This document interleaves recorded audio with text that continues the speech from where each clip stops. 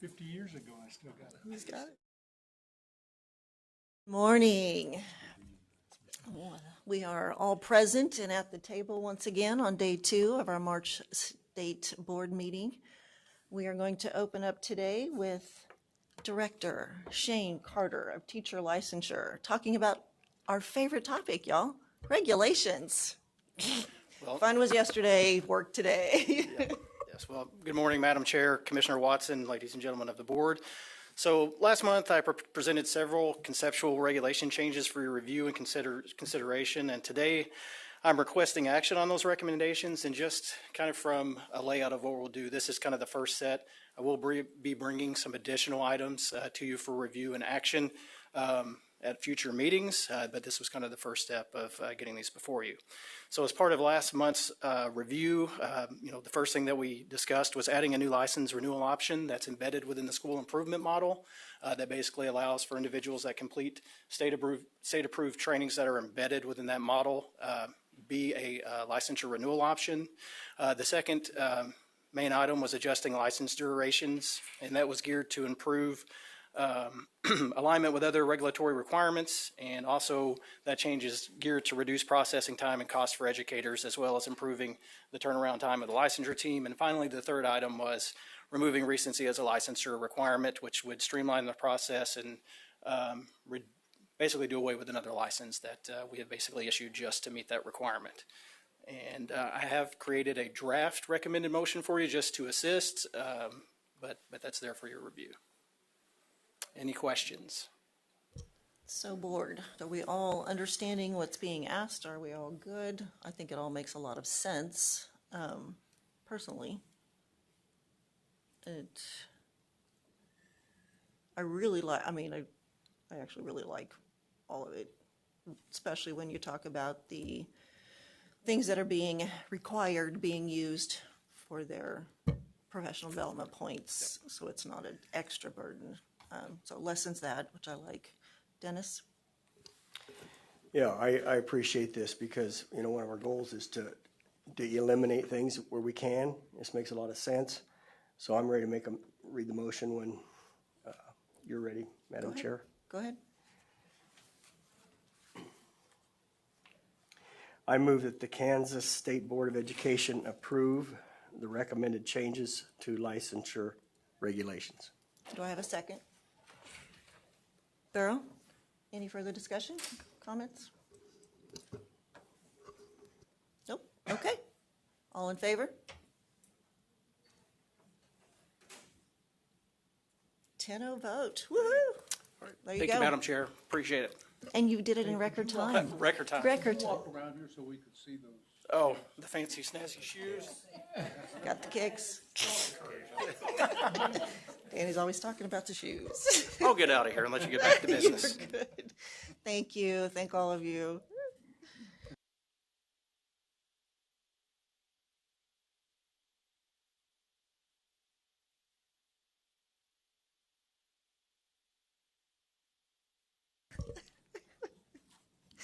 Oh, goodness. Okay, next up, our Innovative Assessment Pilot Project. Dr. Nugent, good morning. Good morning. So happy to be back again this morning to recap a little bit of the Innovative Assessment application that was brought for you. Again, just a recap, over a year ago in 2024, the board originally heard the framing of some assessment challenges and some potential solutions to those challenges. And I believe that presentation was done by Spencer Brown and Zach at that time. And at that time, the state board allocated some resources to just explore this. Then last month, we came before you to give you an update as to how that was going and what that investment was producing. And we brought forth an idea to the board around a next step. Currently, there are 6 districts working with IAS Innovative Assessment Solutions that have started testing this model. And we are specifically and all of those 6 districts are at various stages in this pilot. So some have been doing it a lot longer than others.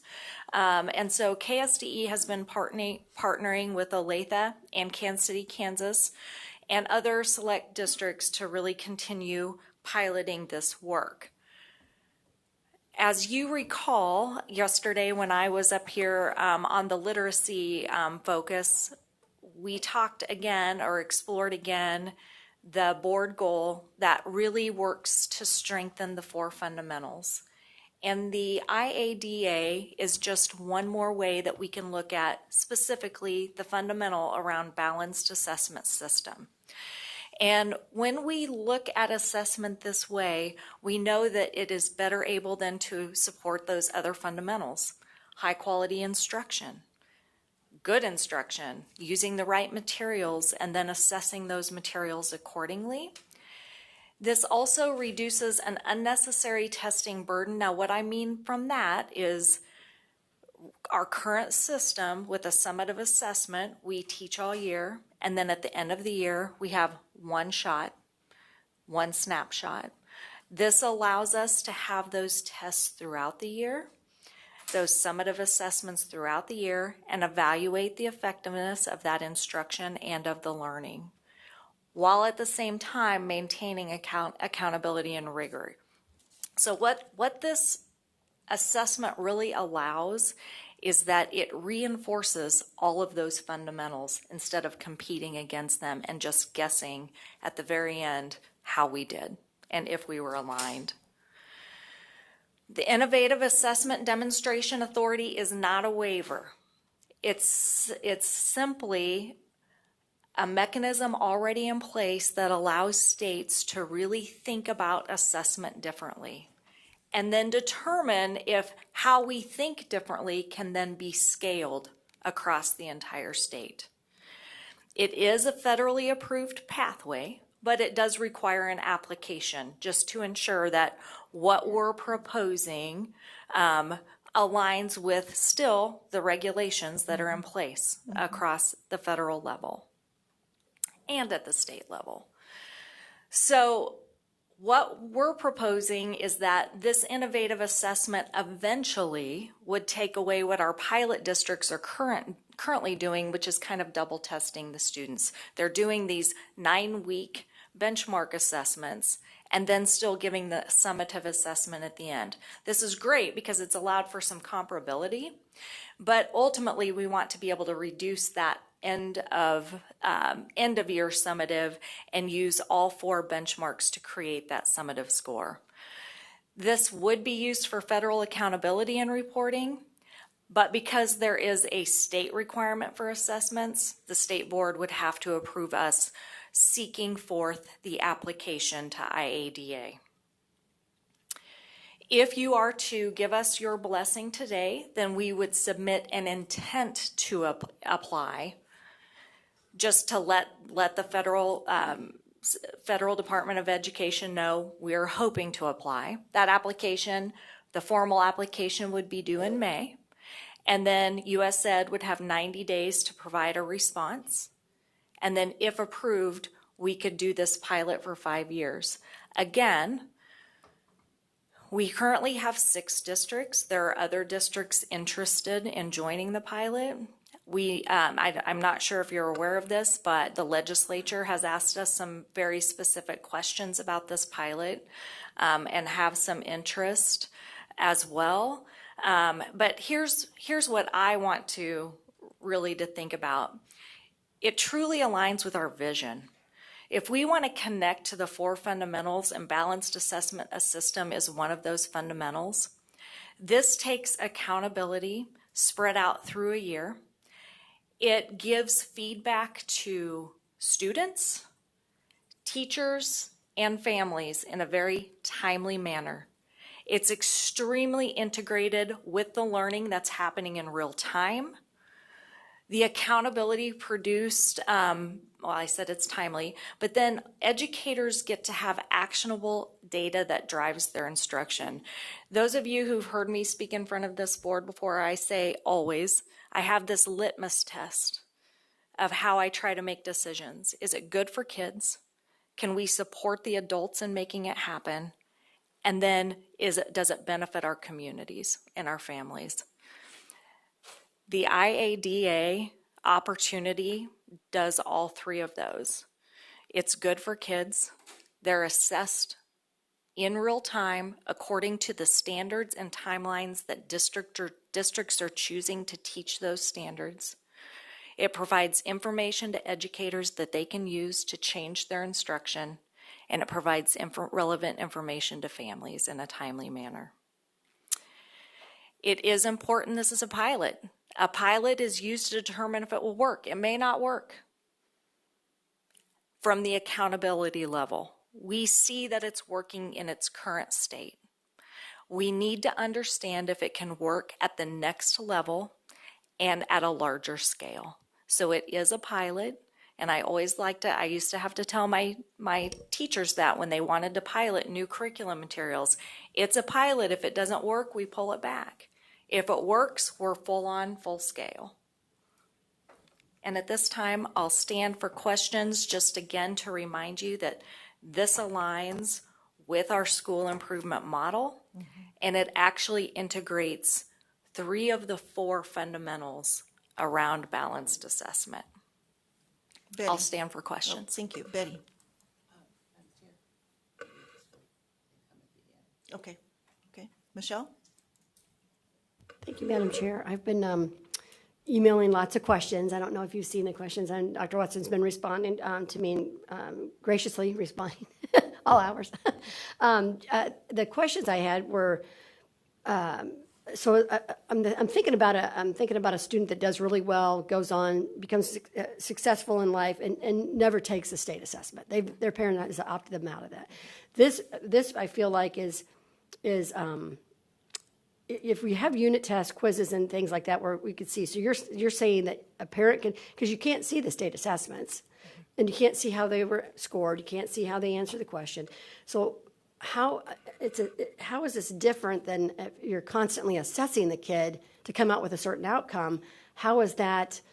Is the parent really going to be able to see all those, see it just like they could in real time, as far as a quiz, a test, a unit test, and that? So I'm going to answer this as best I can. Okay, so currently I believe that Spencer and Zach have said the goal is always to have results back within around 72-hour turnaround time compared to our current state assessment.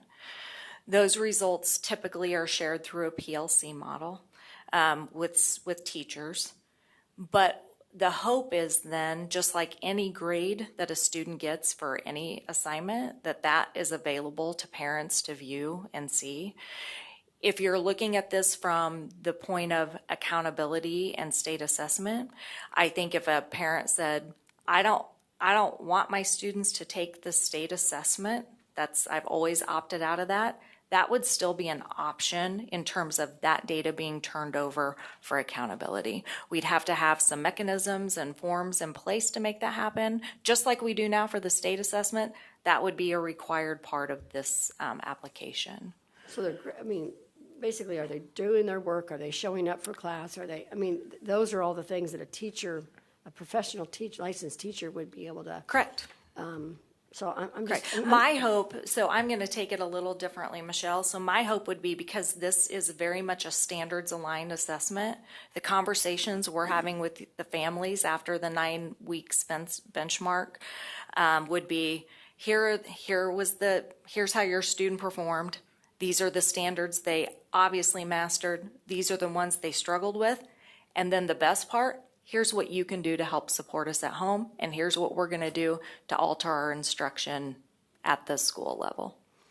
But another response I got was, it's possible that they could make a policy that the parent that doesn't like kids, because I think assessments and tests are different. I have always categorized those as different. So if you're saying it's about a 72-hour turnaround, I'm thinking about seeing it, like I'm getting graded on it, but I want to see what was asked and then how that was scored and what my kid, because I always go back to like my cell structure. If you're in biology, you're looking at something, that's what I know my kid's being tested on, so we're going to study for that. And then it's like, Well, I bombed it. Well, how? You studied for that. So what were we missing on that? The parent would be able to see that based off of whatever they brought home and how they were answered. If it's an assessment and it's done on a computer, I don't know. I don't know that I trust the process, I guess. Yeah. Especially if it's being a waiver that's being accepted by the federal government. Sure. Rather than something Kansas-driven. Currently, there is no opportunity with our current assessment system for those conversations to happen. This would allow those conversations to happen. So you do see some benefit, okay. We're gonna keep moving, Beryl. Thank you, Madam Chair. Wasn't on, okay. And thank you, Dr. Nugent. I just had a couple of questions. One is for clarification, and the other may just be a request to remind me of something you already said. But the clarification question is, I thought I heard you say with these you would eliminate the summative assessment. And so is that necessary so that we can look at a growth indicator, or is that even relevant? And then I'll just give you my second question here. Let's see. What content areas are assessed under this? Great question. I'm going to answer the second one first because that's the easiest one. Math and ELA currently. Okay. To your point about the summative still being taken and the benchmarks. So currently, all of the districts in the pilot are doing the benchmarks and the summative assessment. Okay. And currently, we believe that the benchmark assessments are predictive of how students are performing on the summative. That's allowing for some of this comparability. As we begin the pilot, those schools who have been doing this the longest, because they have, again, and I think I shared this last time, if we were just to take these 4 assessments and swap them out for the state assessment that currently exists with no other mechanisms in place, we're essentially doing a test for a test, an assessment for an assessment. What is great about this opportunity is the systems you put in place. You're aligning these to your district curriculum. You're structuring your PLCs to ask data-driven questions about the results. And when those structures are in place, then this becomes a tool to change the trajectory of student performance. So Olathe and Kansas City, Kansas, who have been doing this the longest, have a lot of those structures in place.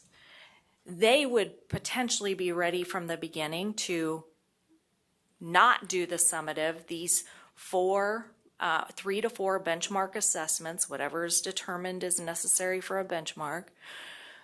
Those then have scale scores just like those are developed. And at the end of all 4, there is a summative rating, okay? So there would not be a need to do both. However, there are some of the districts in that pilot are at very different stages. They don't have those other important pieces in place.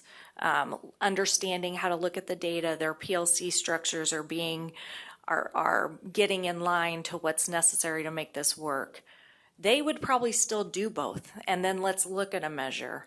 But ultimately, if this was a system we ever moved to, there would not be both the summative and this. These assessments would come to the conclusion of an assessment score. Mm-hmm. Connie. Thank you, Madam Chair. Thank you for coming. I guess my question is, you said it takes the assessments that are given kind of test regularly through the year, a 72-hour turnaround time? So right now I'm sharing that with 2 of our largest districts that are doing that, Olathe and Kansas City, Kansas. Mm-hmm. And it gets put into their platform to score the assessment or give the results, but 72 hours is kind of the top end. They like to have it in 48, but it's a quick turnaround for an assessment that has to be scored to the level that it needs to be accuracy. And this would give the teacher more information of where he is on that subject at that time. Correct. At that standard, even at that time, to the So standard the level. end of the year assessment's more comprehensive for the whole school year? So our current state assessment takes all the standards that you've learned throughout the year and does an end of year assessment that covers all of those standards. This platform takes the standards that you're teaching at that given 9 weeks period and tests on those standards at that time. So it's 4 snapshots instead of an end of the year summative. Does that make sense? I think I'll just stop there. Thank you. Okay, you're welcome. Melanie? Thank you, Madam Chair. Thank you, Dr. Nugent. I wanted to remind the board, so this first came to us in 2024. It seems really loud again. And there's already been demonstrated progress. We heard really compelling evidence last month from Olathe. So my question for you is, Olathe, Kansas City, Kansas, very different systems. Can the board expect regular updates on how it's going? And if you feel that it's not working out in either district, at what point would you say, wait, stop, this isn't working, or how does that process work? Great question. So a couple of things. The 2 districts, KCK and Olathe, are large, for sure. Those are big systems. And then in the pilot, we have also a variety of systems. So we have Humboldt, who spoke to you yesterday, small rural. We have Dodge City, just starting in the pilot, so high ELL population. Geary County, obviously a very migratory population with their military base. So we're getting a diverse population that we can test that. I would say that if ever it became bad for kids, right? If it didn't answer those litmus tests, is it bad for kids? Can we no longer support students? Is this not amenable to our communities? We'd have to pull it just like we'd pull anything. Right now, there are not any indications that that's the trajectory we're on. But yes, you could expect regular updates because I can tell you I will be watching this very closely. I'm heading to Great Bend this afternoon so I can observe. They're getting a benchmark back with their staff tomorrow, so I'm going out to observe what those conversations are.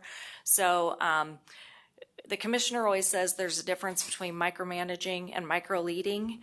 And in this case, I want to demonstrate some micro leadership in that I'm going to be in the business of those people doing the pilot so that I can have a good sense of what's happening and be confident when we do those board reports to you.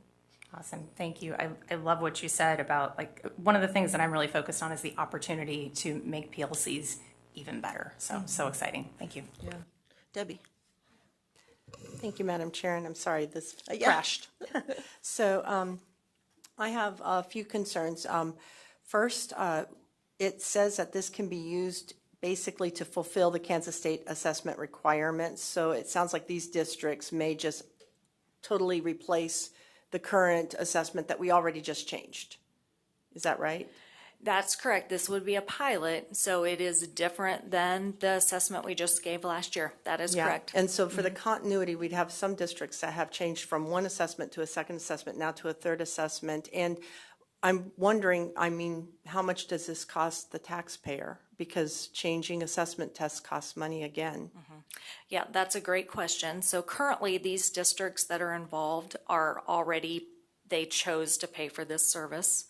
We do know that when you scale this to an accountability level, there are more costs. We are not asking for additional funding. We will be seeking out grant funding as necessary. And I'm working with Frank and the agency to see what is available here, if anything. But from a funding standpoint, starting with 6 districts, it just depends if it gets scalable. But right now, we will be seeking funding resources where there are some, and not associated with IADA itself, not associated with the application, but through the application, there are mechanisms to seek out some financial help to pilot innovative assessment. So if I'm understanding you right, the districts are already saying that they're paying for this out of their own budgets. They're paying for this. So why would we have to approve what they're paying extra? We're not approving what they're paying now. What we're saying is that we will do what we can to try to support this. The cost that they have right now is very minimal.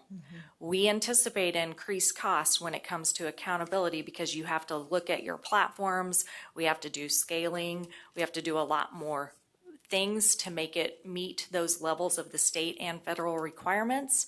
But we're confident that those prices are reasonable, and we will we'll work to secure that funding. Do you have a ballpark idea? I do. For approximately 160 to 175,000 students, it would be close to $1 million, just under $1 million. Just under $1 million. Okay. So the continuity, the price tag, and I think I got them. Thank you. Thank you. Betty? Okay. Okay, I decided to come in last just in case I could wrap my head around my question, but it's still lingering. So when we talk about going from state to the federal, go back, we had people come together and they looked at the questions that were on the assessment and I felt like there was some local control, local being for the state, in terms of how we were able to look at what was being asked, take into consideration specifically the students within the state of Kansas. And I liked that. The other thing was having the money we invested with KU to redo. I liked that. So compare what we're doing to what we want to do, because it seems like all of that would go away. So I think I'm following your question, so I'm going to answer it, and then if I'm not correct, you can just repoint me. So last year, when the assessment, I know Beth was in front of you often, and she was talking about the processes that Kansas educators came together to look at the questions and determine their DOK, whether they were a level 1, 2, 3, or 4, and they agreed upon that, and that's how scores were derived. And that is a process that it's called standard setting. And so they did all that work, and they felt like they're making the best choices for Kansas kids. So yes, this system goes even more into what I believe is local control, and that is if I am using a math curriculum, I'm determining when I teach what in that math curriculum throughout the year. And then I'm working with this assessment company to say, this first 9 weeks in my math curriculum, these are the standards that we have identified that we are covering that should be tested upon for this first benchmark. And so we're hitting the Kansas standards, but we as a district have more control over when we're teaching what and assessing what. So you still have local control. There is still a process to determine if those questions are at the depth of knowledge, the level they need to be. So we'll have to meet those federal guidelines as well. So it sounds like right now the present is already mirroring the future. Correct. Just Then- a little bit of a deeper district level, but correct. How do we get a little deeper with this federal versus what we're currently doing? I guess I'm trying to do an overlay. Yes. And I'd like the distinction to be distinct. Yes. If you're going to make a change. So what the waiver does is it tells the federal, we're already there at the state, or we're piloting this at the state level to go deeper. Will you approve that at the federal level? So what it does is it asks the Department of Ed, we're doing this at a state level, not for accountability, but we really believe that this is true accountability for Kansas kids and families to be assessed over what they're learning at that time. And we're asking the Department of Ed to recognize what we're doing in Kansas at the federal level. One final follow-up, because I'm tracking so far. Sure. I don't want to You mess bet. it up. You bet. Okay. So the money that has previously been invested in this, that's not just money spent and we're Nope. dismissing it and going to something No, totally new? we have already committed to money in our current assessment system with the University of Kansas. The majority of our state will still be taking the state assessment. They'll still have access to those mini tests. This is a pilot with a few districts at this time. And so right now, we're not saying pull all the funding from one place and let's put it into another. There has been some talk about that, but not in our agency. Thank you. You're welcome. Jim? Thank you. The current assessment, we take at the end of the year. We know what a score is. We don't know what questions were missed. We can't use that to drive instruction effectively because we don't have enough information. I'm going to tell you what I think I've heard, and you tell me whether or not I'm wrong. In this, we get the feedback. We know which questions were missed. We know which questions were asked. We know which questions were missed. We know which questions were answered correctly, and we can assess our effectiveness in teaching by the results. So the Kansas assessment, we get some information. This, we get a whole lot more information, and it appears to me to be much more of a positive effort to actually use assessment to drive instruction and to drive improvement. Everybody has questions about the current assessment. I see no downside in trying something else because we're always talking about we don't like what we're doing. We have and blame the federal government. That's easy to do. But it appears to me that this is an opportunity to see something different. If we don't do something different, we're always going to get the same thing we've always gotten, and we're always going to be dissatisfied with it. So that really wasn't a question, but. Well, the first part of your statement around getting the questions to see what students missed, I'm just even going to take that a little deeper. I think what this allows is us to figure out why a student missed that question. And when we know why, where the student's thinking shifted, that also then offers a different opportunity for intervention and timeliness in that support. Or even core instruction, Yeah. right? Danny? Thank you, Madam Chair. So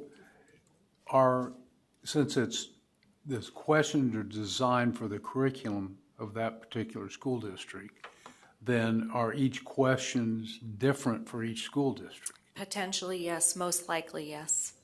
And also there are approximately 5 questions per standard. So you're getting those different levels of rigor in the questions. So you can ask questions that are going to have an understanding if the student gets it at the most basic level to that much higher level, correct? So actually these assessments will be a form of local control. It's as local of local control as I believe you could get in an accountability assessment system. Betty? Madam Chair, you ready for a motion? I do have a comment myself, but we Okay. can still do the. You have a little bit too. Okay, Yeah, yes. I'll come back to you for that. Go ahead. So, great discussion. Here's the challenge. You've all articulated kind of what you think about assessment. And assessment really falls into two big buckets. What do I do for instruction? This is Michelle, you articulate that really well. Teacher gives a test, and the test is over cell, reproduction, and then we have a grade for that test. State assessment is measuring everyone on the same standards to show then what does Olathe students know versus Kansas City, Kansas on the same material. And that's much different. So as Debbie said, how do you compare? Well, when you have a test that Michelle's talking about, you don't compare because that was given at a teacher level. But the state assessments were never built for that. They were built for accountability. What Olathe is trying to provide is meshing those two together. And it's really hard because you've got to take the local autonomy and then you've got to have a federal government say, okay, but we can still get a comparability as Debbie's asking for. And that's what the pilot has to show is, can we do that?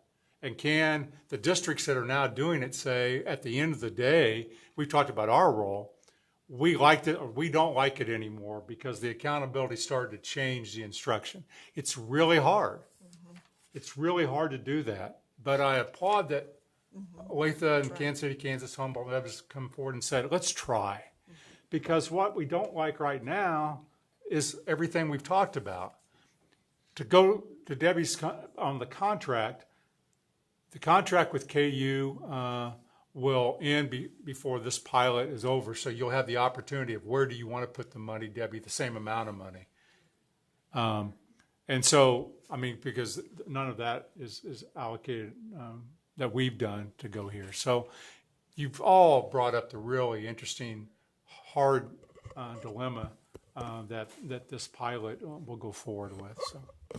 And again, it's about piloting and the districts who choose to try.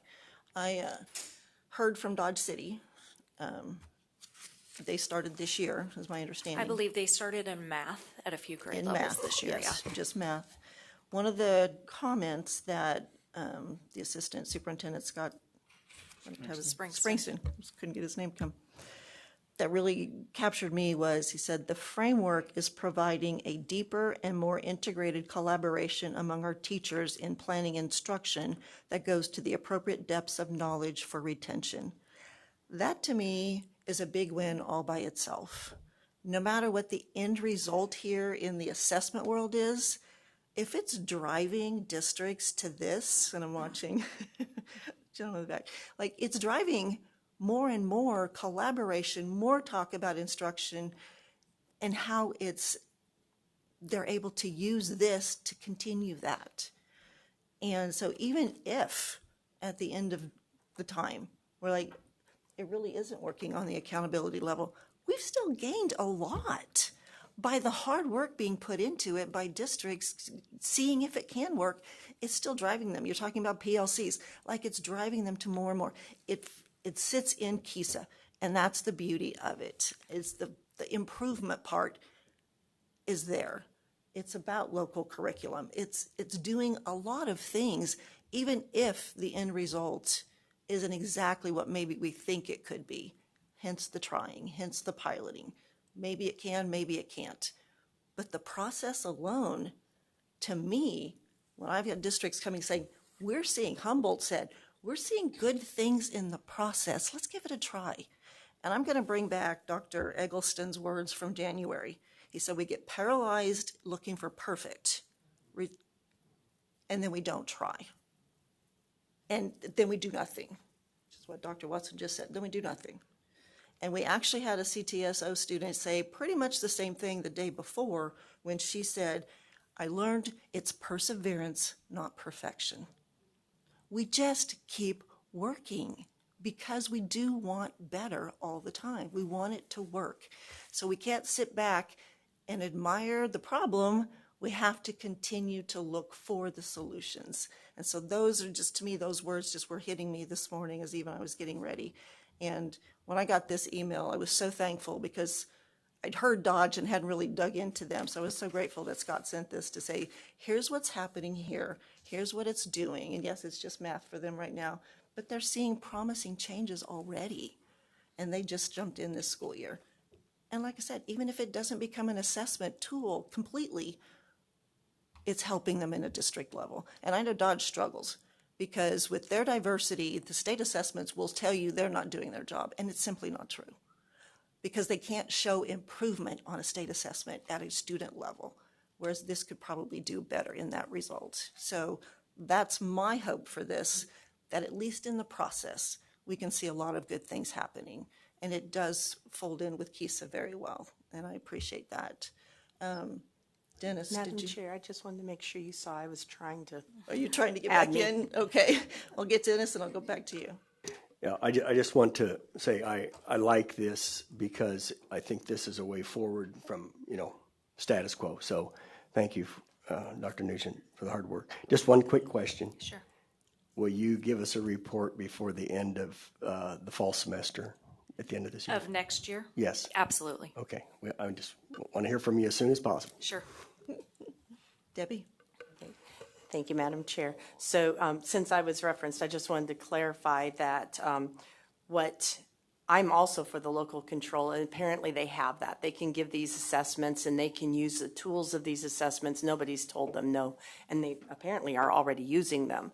So the local control is there. What we're being asked is to fund integrating their results into our state assessment feedback for the requirements of the assessment system. Am I right? So what I'm asking is that you take what is currently a 9-week benchmark assessment that is only used to measure those standards locally, and that would continue. But this waiver would allow us to scale this from being only an end of quarter assessment, benchmark assessment, to a culminating measure of a summative result. Right, and so that'll be about $1 million price tag to take the tests that they already have access to our provided tests. Yeah. And that's already paid for, but we're going to pay additional so that we can take the cumulative results and scale them and do everything so that we can report them. It's going to cost extra, right? No. If we scale it to a very large level, as I said, 160 to 180,000, I gave you a projected cost. Where we're starting with very few districts, one to start, potentially two, starting with Olathe to make it the summative, potentially two and adding on. So the cost I gave you is Right. at scale. But there is a cost, and we Not have to. today, though. Yeah, But there is a cost, and what we're saying is that they can replace the assessment. If it was not replacing the assessment we already have in place, there wouldn't be an additional cost. We So say there- you have the other assessment, we don't have to scale that. You can use it all you want. Your local control is there. They're already using it. So this absolutely. is extra. You're correct. So Debbie, but what you'll get a chance to vote on at some point is if the pilot scales and you decide as a board, we like the results, we want to move with more districts, what you eventually will be saying is, we're no longer going to pay for the state assessment, we're going to move that money to this assessment. Can't do that right now. Yeah. Right, so now we're having to pay for two different assessments. Yes, we are, because it says that this can, the motion says that this assessment can be used in place of the state assessment, which requires us to scale it, which costs money. That's, So the application does, the application to IADA with these pilot schools will eventually get to the point where it would replace or be in place of the state assessment. We're not there for even all 6 pilots yet, so we would start with 1 or 2 and then scale that up. The 6 districts who are currently in favor of this pilot have already said, we want this to happen. We as a state, in our discussions, more Frank and myself and Jake, have really talked about if we're asking districts to do this, we are going to work to seek some grant funds to help support it. But right now, this isn't additional cost right now at this moment to the state. Okay. Danny? So if you apply for these grants and they fail, then the local districts, if they want to do it, would have to pay for it. Yeah, we'll have to circle the wagons and say, what other options do we have? Yeah, if we get to that point, we're gonna have to come back and say, how much districts are you willing to put into this? Where can we make adjustments in our own budget?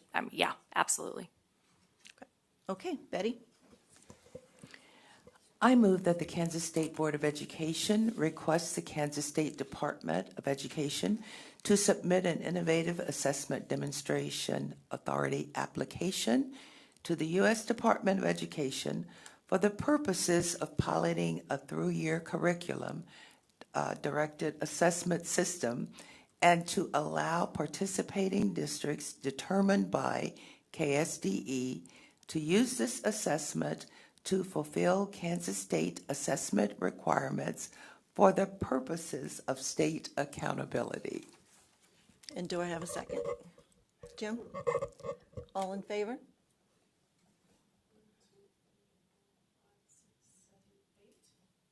Opposed?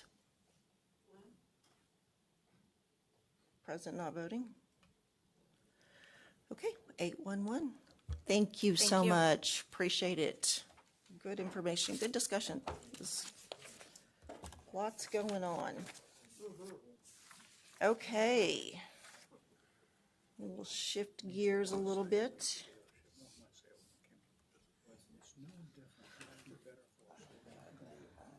We will go to our, if everybody's ready, next agenda item is the contract with Logicalis for training services. And Ryan Kurtenbach, if I'm saying that right, Director of IT. Thank you, sir. Good morning. Morning. I know. They were all prepared. Better snacks, I guess. Yes. Thanks for coming for all of them. That was good. Okay, I think we're good to go. All right. We spoke last time on the implementation and the training of the Logicalis to help us implement Power BI through Azure Fabric to create dashboards and reports that are more representative, more visual, easier to understand for districts, and to help bring that into real time instead of manual processes that we have currently. Do you have any further questions on? Does anybody have any questions on the training services to help the department? Dennis? This is almost rhetorical, but security. And that's part of why we want to bring them in, because they're going to help us with developing the policies and stuff within the Azure Fabric, and that's where the security pieces are that will help control the data, make sure that only the data that we need is being used, as well as creating the key performance indicators, which will help us manage the not just the cost, but watch the flow to see the security pieces of that. All this will remain in-house in our platform. It's not going anywhere else. They are just coming in to help us with the planning, the implementation, and then provide the training, knowledge transfer for us to be able to take over and expound on this in the future. Yeah, Kind of to unlock what you have access to, but need the training. Right, Is that right. correct? Yeah, we don't have somebody in-house that has this particular set of skills at the moment, and this set of skills will be trained across a large number of people within our IT and our other departments on how to use this. Okay, yeah, like with child nutrition. Okay. Right. Okay. Yeah, I just wanted to hear you repeat that. So, Yeah. And that's important, and the price tag you feel is really fair. Yes. Any other comments? I'm sorry? Yours is swirling too? Okay, so Michelle, did you have a comment? Quick question. I think I got some data from Randy, but just a couple of questions that maybe. Okay, and Betty, I'm assuming you're ready for a motion, so we'll let Michelle ask her questions. Okay. Thank you, Madam Chair. So how many licenses are included in that? Do you know how many licenses are included in that? Licenses for the Power BI or? Yes. Okay, so currently we have 5 Power BI licenses. We'll be buying an additional 5, but for Power BI, we're looking at other licensing changes that would allow it for everybody. But that is tied up with us gaining more security within our Microsoft network stuff, and that is what has really driven that towards the future. So it kind of depends on where we get to and when that renewal comes up. Thank you. Okay. Seeing none other, Betty? Thank you, Madam Chair. I move that the Kansas State Board of Education authorize the Commissioner of Education to negotiate and enter a contract for $129,000 to purchase training services from Logicalis to implement Microsoft Power BI. Okay, do I have a second? Melanie? Any other comments, discussion? Okay, all in favor?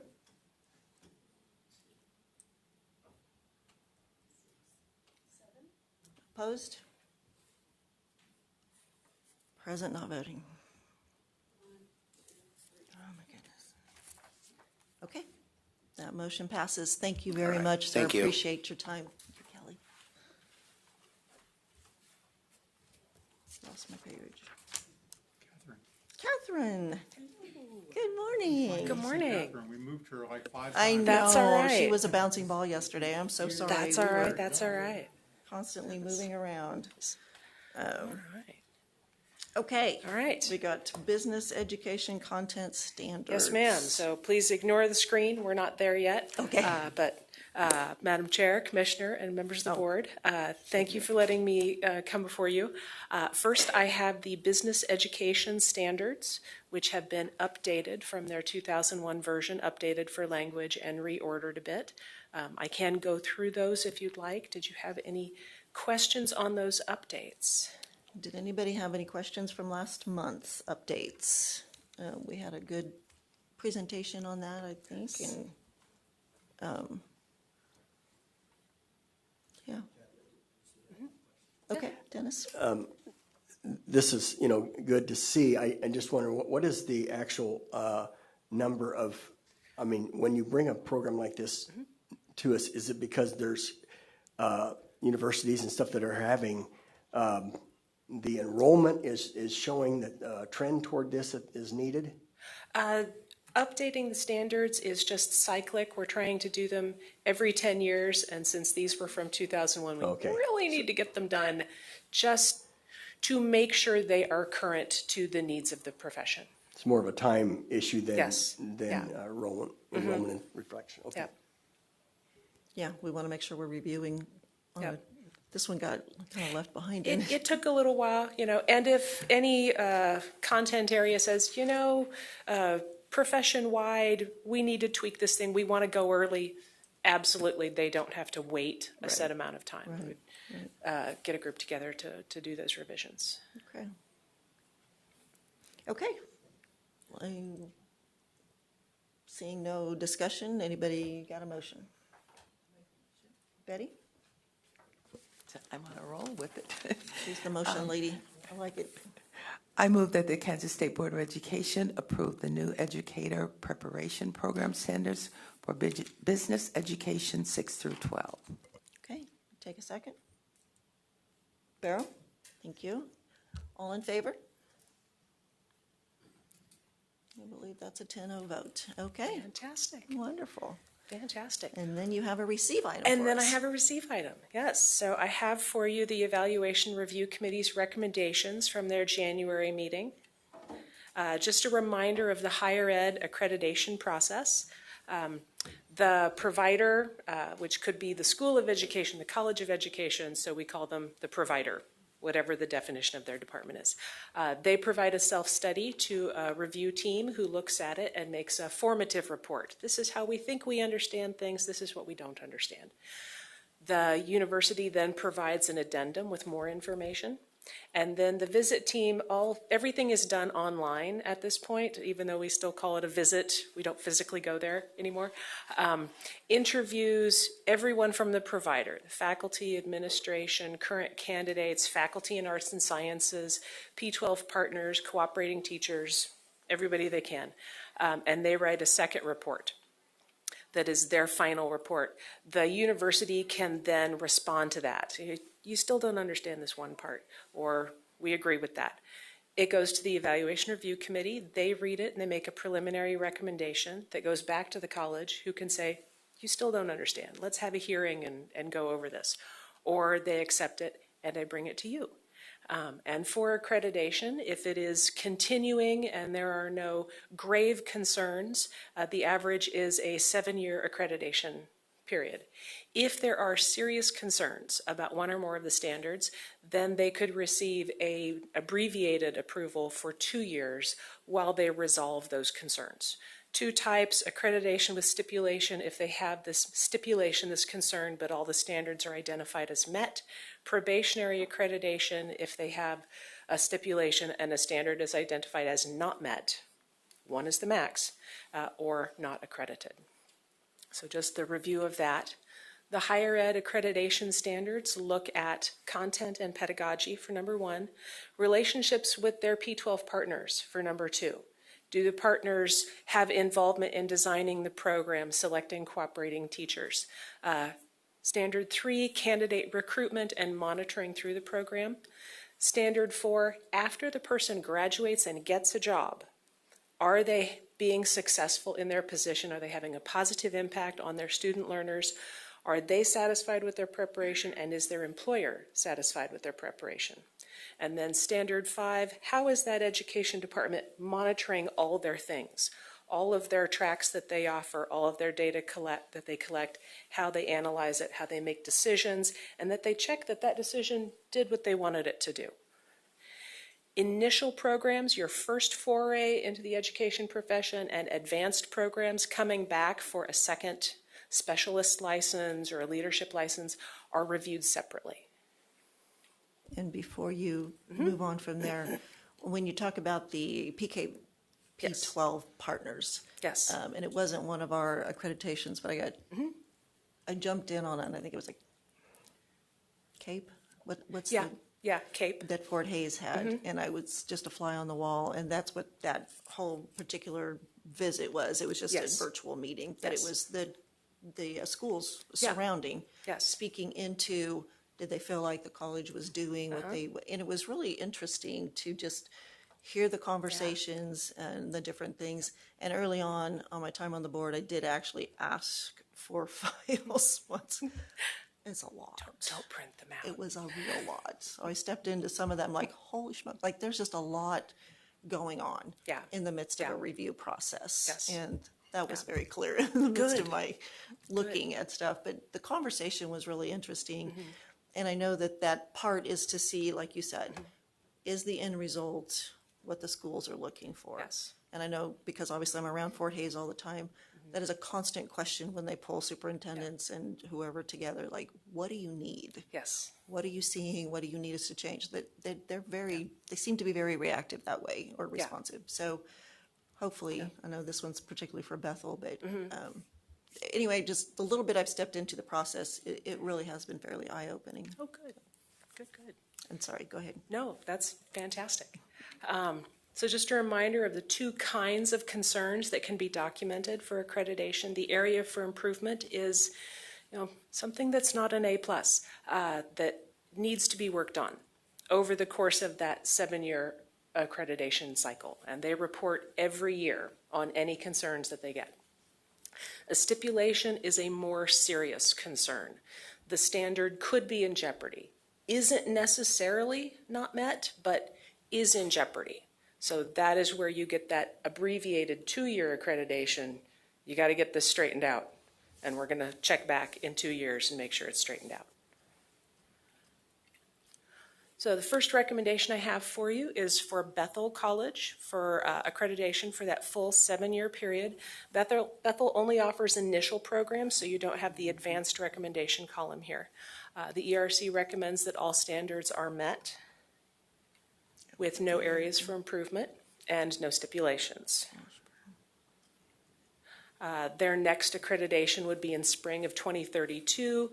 The approval then goes through spring of 2033 to allow enough processing time to bring those new recommendations to you before the current one would expire. And there were not any previous concerns being carried over. So that is for Bethel. Mid-American Nazarene likewise is being recommended for 7 years of accreditation with all standards met at both the initial and advanced level. And again, no areas for improvement at either of those and no stipulations at either of those. Their visit would be the same semester. Everybody goes the same semester. Everybody comes to you the same semester. And likewise, they did not have any previous concerns that the team felt carried forward, or maybe didn't have any originally. Third recommendation is for Washburn University, also being recommended for 7-year accreditation with all standards met at both the initial and advanced level. They do not have any stipulations, any of the more serious concerns, but there are some areas for improvement in some of the other standards for both initial and advanced. So the way to read these, a lot of words on the screen. In bold, the area for improvement basically restates that component of the standard, which is in question. So it's basically a quotation of it, evidence that partners design and implement clinical experiences, utilize various modalities, and that the evidence for that was limited. So then you look at the rationale, and that gives you more details on it. Standard 2 is working with clinical partners. So in this case, limited opportunities were provided to prepare candidates in varied experiences, which weren't consistently required or monitored.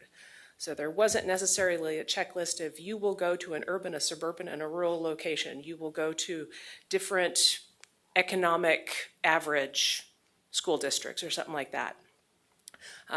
So that was limited in the team's eyes. Standard 3 is for candidate recruiting and quality. So in this case, evidence of goals and progress evidence for recruitment across a broad range of backgrounds and populations consistent with the mission. So if we have several religious affiliated schools, nobody recruits only within their denomination. If that was part of their mission, the standard would not require them to violate their mission. So for Washburn, they provided evidence of recruiting, but for specific license areas, not across the whole, and didn't summarize how that across the whole effort was working.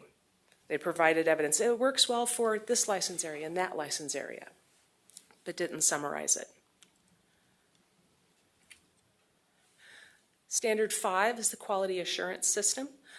So looking at how they monitor all the things they're doing, all the data they collect, all the crunching of that data, and the decisions based on it.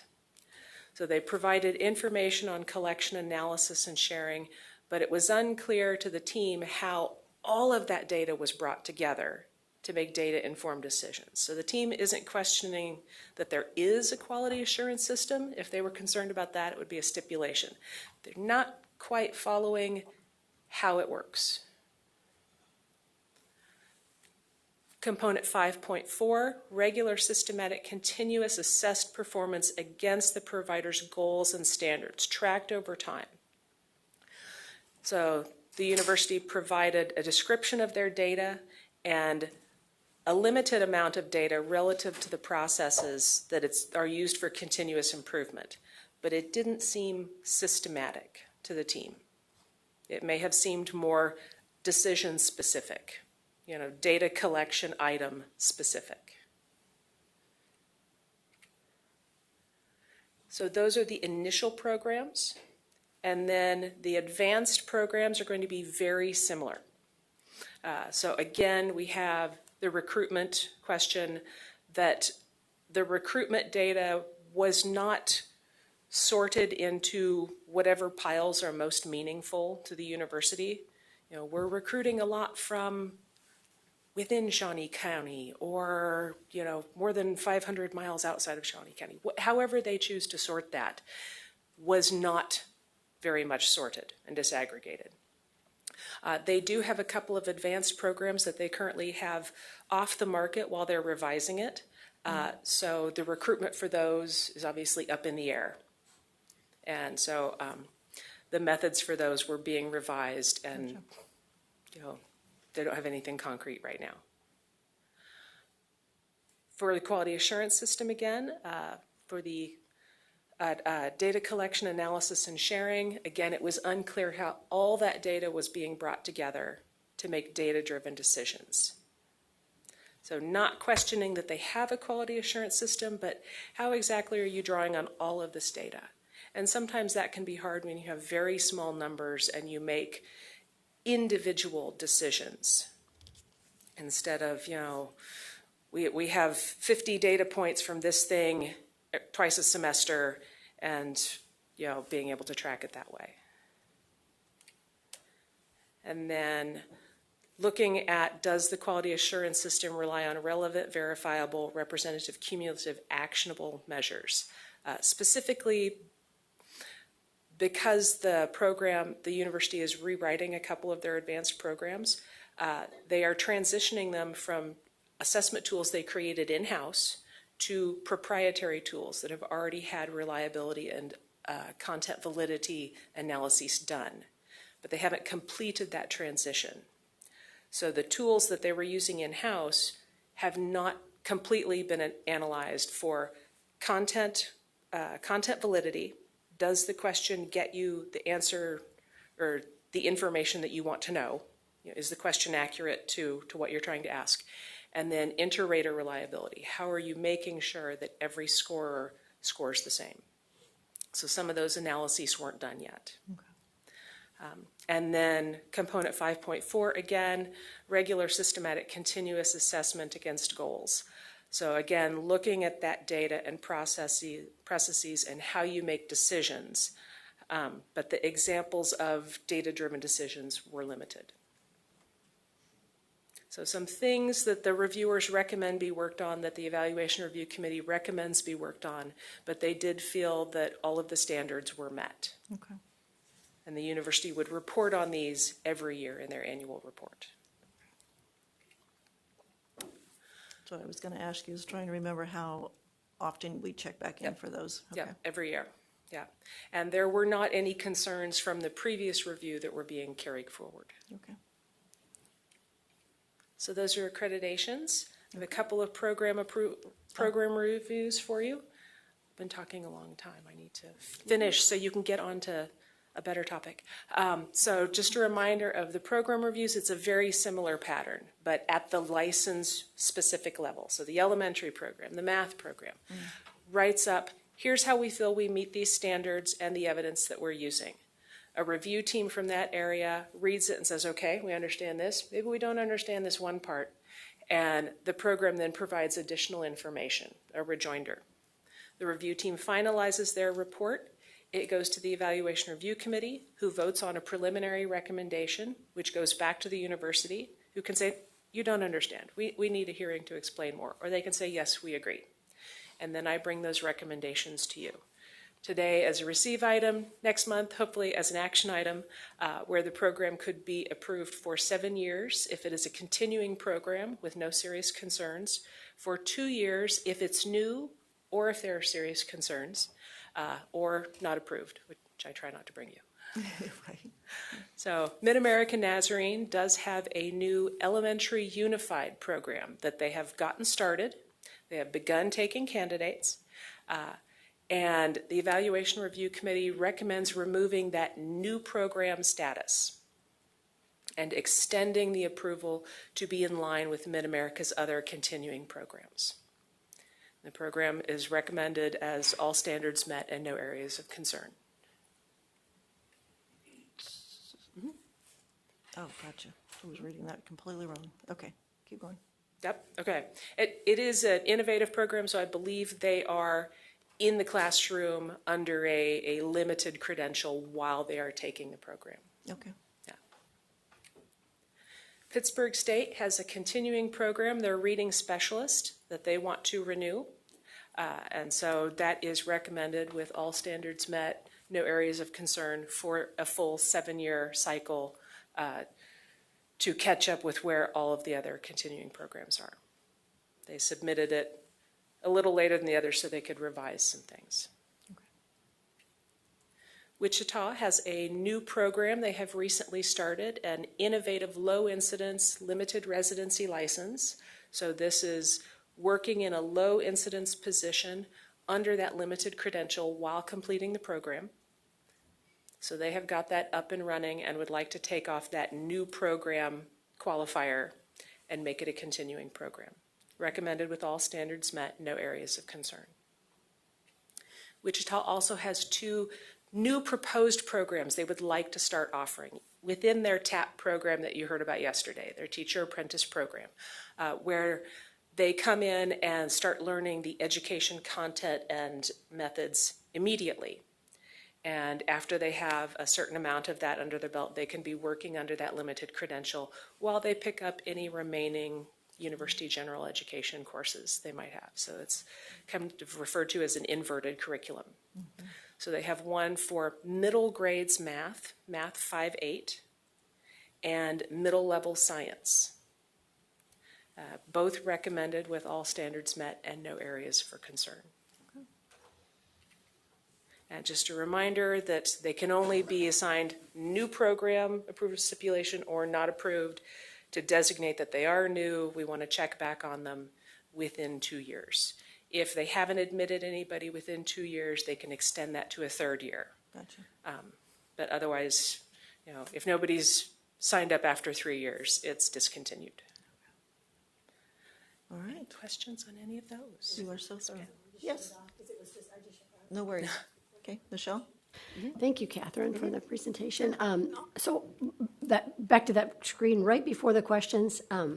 Okay, so the new TAP program. So is that so? If I'm going to Wichita State and I'm paying a tuition, and I have so many credits because you want to get a lot of those courses under your belt before you go out and actually work in a setting, because that's what's going on in other universities as well. I'm paying for that, so I'm paying for that to go out in that classroom. I'm paying for that experience, correct?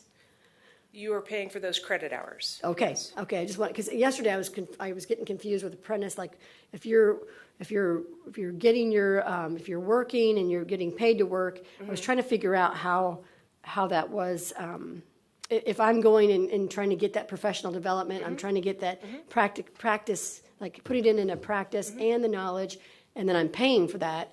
That I just want to make sure that that's what's going on there. That You're paying for the credit hours. Under the TAP license, you could be working at the school district and being paid while you're there, but you are paying for the college courses that you take. Okay, thank you. Thanks for that clarification. Okay, thank you. Very All right. thorough. Thank you very much. Thank you very much. Okay, board, we will take a 10-minute break before we have Dr. Harwood come talk to us about the legislature. So we'll be back at 10:23.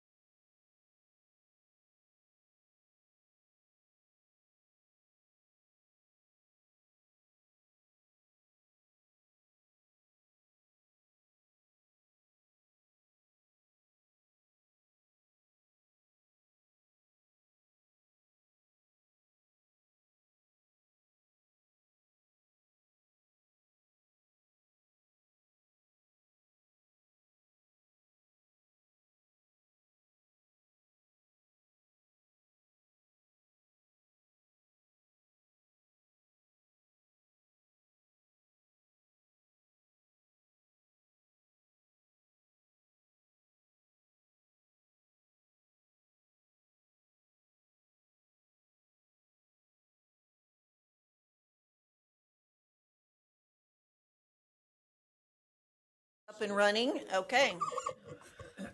For our next, thank you for being here, Dr. Harwood. Thank you, Madam Chair. I'm And just happy to be blessings here. to you and all that you have been dealing with, so thank you for doing that. So I'll go ahead and get started. So I don't think anything has changed since this morning, but there were things that changed after I put this together yesterday afternoon. So if I didn't get those corrected, I'll try to correct those now. So just as a reminder, this is the 59th day of a 90-day session. And so March 17th, which is Tuesday, is the last day for non-exempt committees to meet. So education committees are non-exempt. So Tuesday is the last day they can meet. However, we heard in Senate Education that they got told that they need to have everything done this week. So now Senate Education is meeting on Friday, which is a rarity for committees to meet on Friday. So which means that they seem to be trying to get things done. We had been hearing that it was going to be a short session, but so far they're actually on track. The 27th, which is 2 weeks from Friday, would be scheduled first adjournment, which means they want to have everything done so that things go to the governor, and then April 11th would be sine die, and so it gives the 2 days before that for veto overrides if they want to do that. If they shorten that schedule, it just depends on what they would have time to veto or override or not. So I'm going to start with the Kansas School for the Deaf and Kansas School for the Blind budgets, just as a reminder. These have not changed since we talked last week as they came out of the conference committees, or out of the House Appropriations and Senate Ways and Means. The issues, and this is a first, it's only my third session, but the difference here is that there are very different pay structures in each chamber. In that, if you look at the Senate's their version for Kansas School for the Blind, it adds 6 days and funding to the 2026 contract, which the current contract you have with the Kansas School for the Blind would not allow. So if that passes and you decide you want to do something, you would have to reopen that contract. Now, they are not represented, so it's not negotiations, so you'd have to figure out how to do that. On the Kansas School for the Deaf, I believe, and I'll try to check with Mark again, that the 6 days in the current funding actually is in their 2026 contract. And they would just, once it gets passed, they would have to add in those days and work forward. But that wasn't in the Kansas School for the Blind, so that would be an issue. They're also very different for next year as well. So that's just something to be aware of. You may have to do something with that. The last one on the House side, which is language added to both schools to allow them to use the school district procurement. I talked about this before. That is only in the House budget. It's not in the Senate budget. So we'll see what happens. If that were the case, the state board would have to approve every purchase over $20,000 that the School for the Deaf or the School for the Blind make. Currently, that doesn't happen because it goes through the procurement process as a state agency. This would take that away. They'd move them out of following a state agency process and using the school district process. This is actually something that the Kansas School for the Blind had asked for. It will make things much better for them because they can be a little bit more nimble. It will add things. It will just add a part to you. I will tell you that in a lot of cases, school boards do a lot of those as just part of the consent agenda. So you'll have to be in discussion with those superintendents about how you want to handle that if that happens. Everything else on there are construction projects. One chamber has approved some, like the powerhouse demolition. The Senate approved that. The House did not. They're going to have to work that on a conference committee and go from there. But that's pretty typical in the way they've worked in the past. So any questions about School for the Deaf or the School for the Blind? All right. So I'll move on to KSDE budget bills. So I forgot to write down the number of the bill, but that number is no longer going to be the case. Yesterday, the Senate passed the claims against the state bill that the House had already passed, but they changed the effective date, which means now it has to go back to the House and they will non-concur and then they will conference and they will stick one chamber's budget bill into it. And then they will conference on the budget bill as part of the claims against the state bill so that it'll have a new bill number. That's not uncommon. That's kind of how they've done things. So just kind of normal. So in the Senate budget, they've approved the CPIU increase, which is a 3% increase to the base, which will make it at 5,782. That is still an estimate because we've got to look at inflation from November through the end of March, and then that could change that up or down. They added $5 million to special education. And then there is the student walkout provision.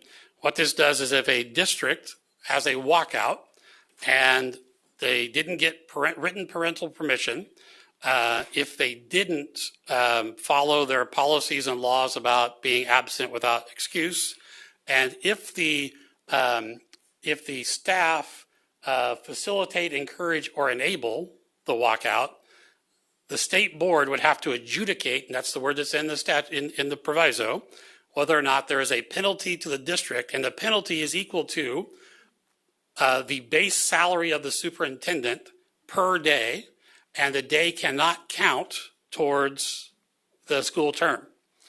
Just so you know, this just says walkout and organized. So senior skip day is an organized walkout. So we'll see what happens when it comes back to you, but it will be your responsibility to determine if there is a penalty, and the penalty is the base salary of the superintendent, and the time doesn't count towards the school term, even for all the students that didn't walk out. So the next one is they eliminated the $16 million for the mental health intervention team. That used to be in our budget. It got moved to KDAD's budget, so it's not really in our budget. But they took $1 million of the $16 million and put it into special education, which makes it go from $5 million to $6 million now total. So the Senate's position is $6 million in special education funding. So any questions? So just so you know, $6 million would be 1% increase in the state funding, and it would be about a 0.05% increase in state costs, special education costs. I just want to point out that because this is probably not on your radar nor your constituents' radar, but it will be. So if the MHIT, that's the mental health grant that's been there for a few years, championed by former Representative Landwehr, does get cut, you're going to hear from people that were receiving those services in schools with those mental health services from the county. And it's happening, here. So you probably haven't heard much about it, but you will start to hear quite a bit about it if this goes forward. And what this appropriation funded was that each district could have a mental health intervention team liaison. And so this funded that position. The districts got to keep 65% of the cost. The rest of it went to their mental health provider partner. The mental health intervention team liaison's job was to coordinate with families and the outside mental health team for a continuity of mental health care between the school and the provider. So that's what that program did. All right. All right. Can you go back to the student walkout? Yes. So if I get mad at a teacher and I walk out and I don't have parental permission, then that's my walkout. So it has to be organized. So if you take friends with you, that might qualify. If you just do it on your own, you can make an argument that was not an organized. So if you just get mad and walk out, I don't know that would be considered an organized situation.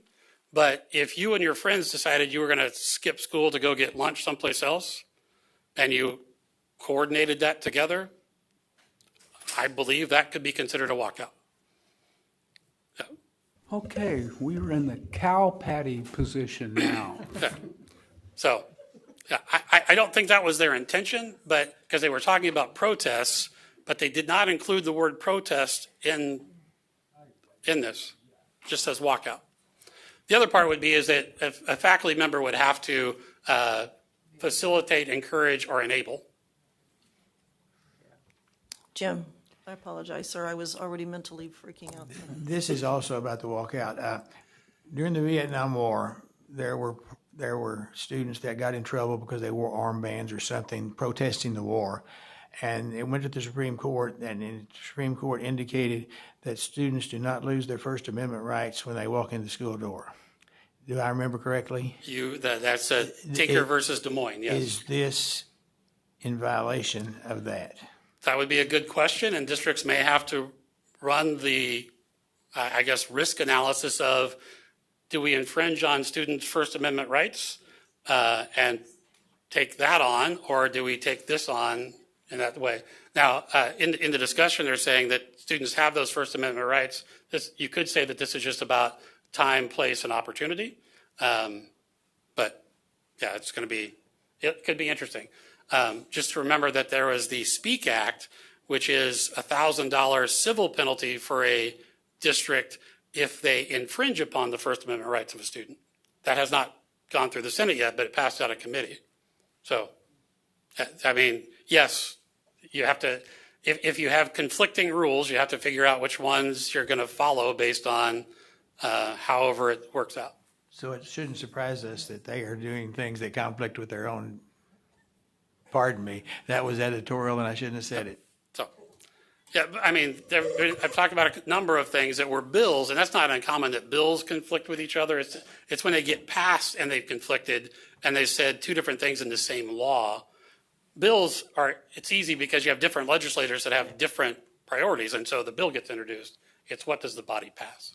Right. Melanie? And this hasn't passed yet. This is now going to conference committee. So maybe I should wait to get spun up about this. Okay. Yeah, I would. Okay. I mean, I think that if this becomes law, then we'll have to talk about what process the state board will take on to adjudicate any complaints. Because the other thing is we have to have complaints. So somebody has to complain and then kind of goes from there. So you don't have to be looking for walkouts. That's not your job. Somebody has to complain. So I'm in charge. I'm sorry. This is something that gets me going. So I'm a staff, a teacher, and I have a walkout club, and so I have a certain amount of kids in my walkout club. So I'm talking to the parents and getting permission up front. Yep. But if you have. Yeah. No, I'm just saying. So because I'm sponsoring a walkout club. I'm going to teach them how to walk out. Okay. Okay. So, and I'm going to be smart and get the. So even I if- can walk out and even if say, you- do if- whatever I want. If you have let's say you have a political activism club and you want to stage a protest, if you have written permission from all the parents, then even if somebody complains, the state board would say, well, wait, you got written permission from all the parents. Right, you have Even to if the do it. teacher organized that as part of that organized club. Yes. Okay. That's how I read it.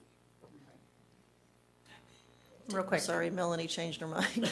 Well, By the way, this is not the worst one, so. I know, we might want to. I want to know why it says truancy, because are they walking out for 3 days, or is this just not well considered? So it actually talks about laws and school policy. So, I mean, if this was an unexcused absence and it was the third day they did it, or if it's the 10th day total, yeah, it's whatever you would take, whatever actions you would take because of the unexcused absence. And those are local district policies already that Yes. are already written and exist. Yes. Okay, thank you. And I'm going to let, Debbie's going to get her spiel, but we're going to move on because we have things this afternoon, so we do have to watch our time, so we're going to have to hold some of our. Shouldn't have Sorry, started with this lost one. lost the words, but again, it's not law yet, so this is an awareness, so on our radar. I Okay, just thought it was getting a little excessive, the examples. If a group of kids go out to Whataburger and that's considered a quote-unquote walkout, it seems like we're forgetting that somebody would have to complain, that it would have to be a legitimate complaint, that it would have to come to us, and that we would have to be so dumb that we can't tell the difference between a group of kids going to Whataburger and a disruptive, difficult, whatever. And armbands, I'm sorry, I can do my math homework wearing an armband. It's different than going out, and that pressure that the kids who do not want to participate are under is extreme. I've heard that back from parents because they're in the position that they are being one was threatened with a throat punch if she didn't participate. So, I mean, that according to the parents. So this is reports I'm getting from parents. So there is a lot of pressure on these kids to, hey, we want to get out of math class, participate with us. So I just really appreciate actually some water on the fire to say school is for school. If you want to protest, you can do it before or after. You can do it on your lunch. You can do it on your own time. Okay, let's move on. All right, moving on. So then on the House budget, this is 2 slides because there's a lot more to it. Actually, the only thing I will point out is that the Senate passed their budget 21-19. So that's only 1 vote. I mean, so that's really close for a party that has a supermajority. So you got to remember that some people vote for it because it doesn't spend enough, and some people vote against it because it doesn't spend enough. Some vote against it because it spends too much. So I'm not saying that there is a concerted effort with it, but that's a really close vote for the budget. Even on the House side, there's a 68-53, which is, again, not overwhelming, but again, you get people voting no for completely different reasons. The thing that is the same between the two is funding the CPIU increase. That's the only thing that's the same between the two. Actually, that's a lot of the other things were there too. The things that usually don't change are there. So this adds $10 million for special education, but it is contingent upon a new special education funding report that we have to have done by June 30th, or we don't get the districts don't get the funding. Adds $5 million for safe and secure schools, so that re-implements the grant that used to be there, just wasn't funded this year. Adds $7,500 for the military student compact dues. We've been in it for a long time. It hasn't gone up, so this would cover the increase in the dues. We have to do a federal report, a federal funds report. We report this in our budget. It's reported several different ways. It's just a different way to do that. This would require that the state assessment cut scores for both 26 and 27 are put back to the old cut scores, or KSDE would lose $2 million in funding. So, yep. So the next part is funding with existing resources. So existing resources means state foundation aid is the best example. There were $35 million in state foundation aid left over this year that we didn't spend. That's common. It's a lot of money. People say, well, why can't it be closer? That is 0.06% of the amount. So our goal is to be just above, so there's a cushion in there, because we don't have to go back in January and say, hey, by the way, we don't have enough money this year because that's not going to go over well. So $35 million, a lot of money, but out of $3 billion, not a lot. So this would be spent out of that. This would reinstate professional development for districts. And it says up to 1.77 million. The up to is on all of those because if we don't have enough money, because this is about $8.5 billion, if there's not enough money, it all gets prorated. $1.3 million for mentor teachers, $360,000 for national board certification, and $500,000 for the E-rate state match. Those were all state board requests. So it funds them, just doesn't put in new SGF. It just says, well, if there's money left over from state foundation aid, then you can pay it. So that's what that is. The other ones were not state board requests. One is $1.8 million for FastBridge. You would know that you've been funding that amount out of ESSER funds, which are now gone.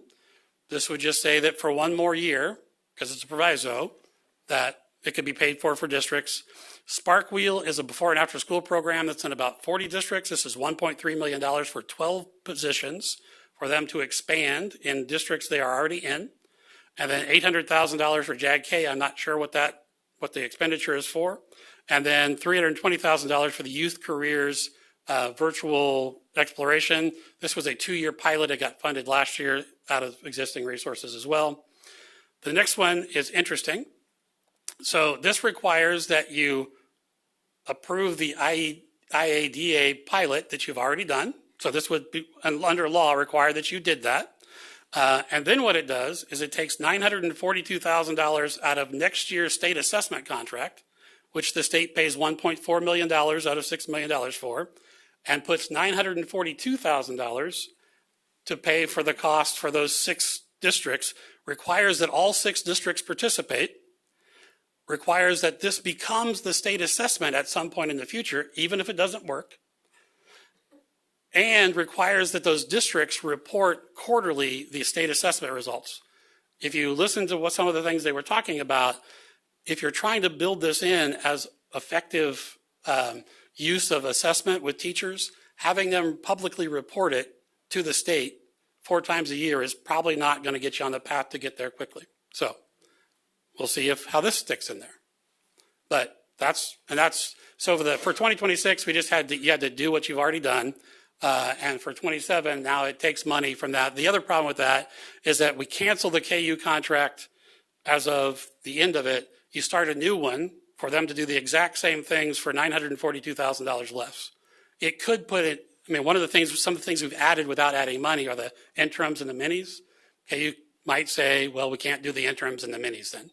And so we would be doing it for these 6 districts, but not the other 280. Frank, remind the board of the amount of state money that goes to state assessments and the amount of federal money that goes to state assessments. So the total is about $6 million. The state's contribution is $1.4 million. It is either 49th or 50th in the country as per student state contribution towards state assessments. All right. And that's the budget stuff. So now we get into some House bills of interest. Some of these I'll go through pretty quickly.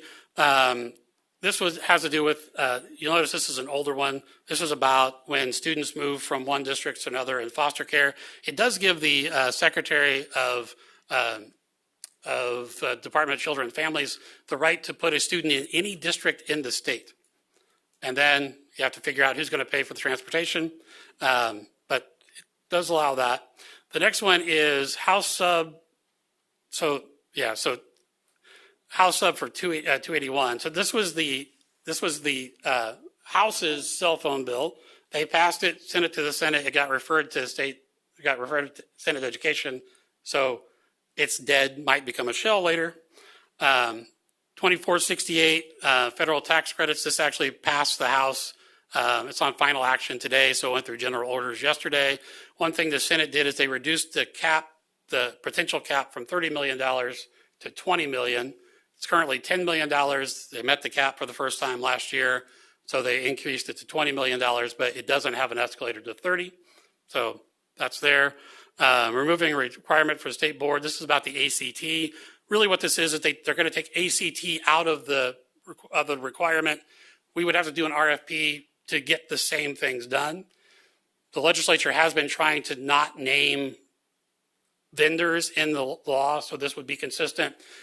We have said it's really important that you don't have this go into effect until 27, 28, because it takes 6 months to do an RFP, and we would miss a year if that happened. So they seem that the House made that correction, and I don't know why the Senate wouldn't. Fentanyl abuse education program that passed the House, the Senate hasn't done anything with it yet. Sub for House Bill 2530. This is the Credit Act.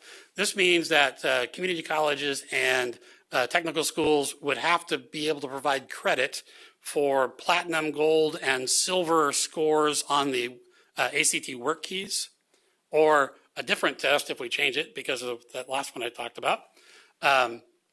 It passed the House 124 to nothing. The Senate has not scheduled a hearing for it.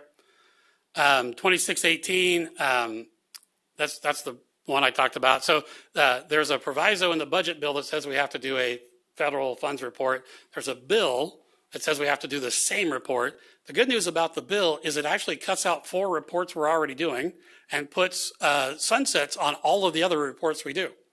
And so the prime example was we've been doing this early retirement report since 2002 that nobody looks at anymore. And it's a pain for districts to put the information together. So it was a good conversation about, why do we require this stuff still if we're not looking at it? So see if that goes through.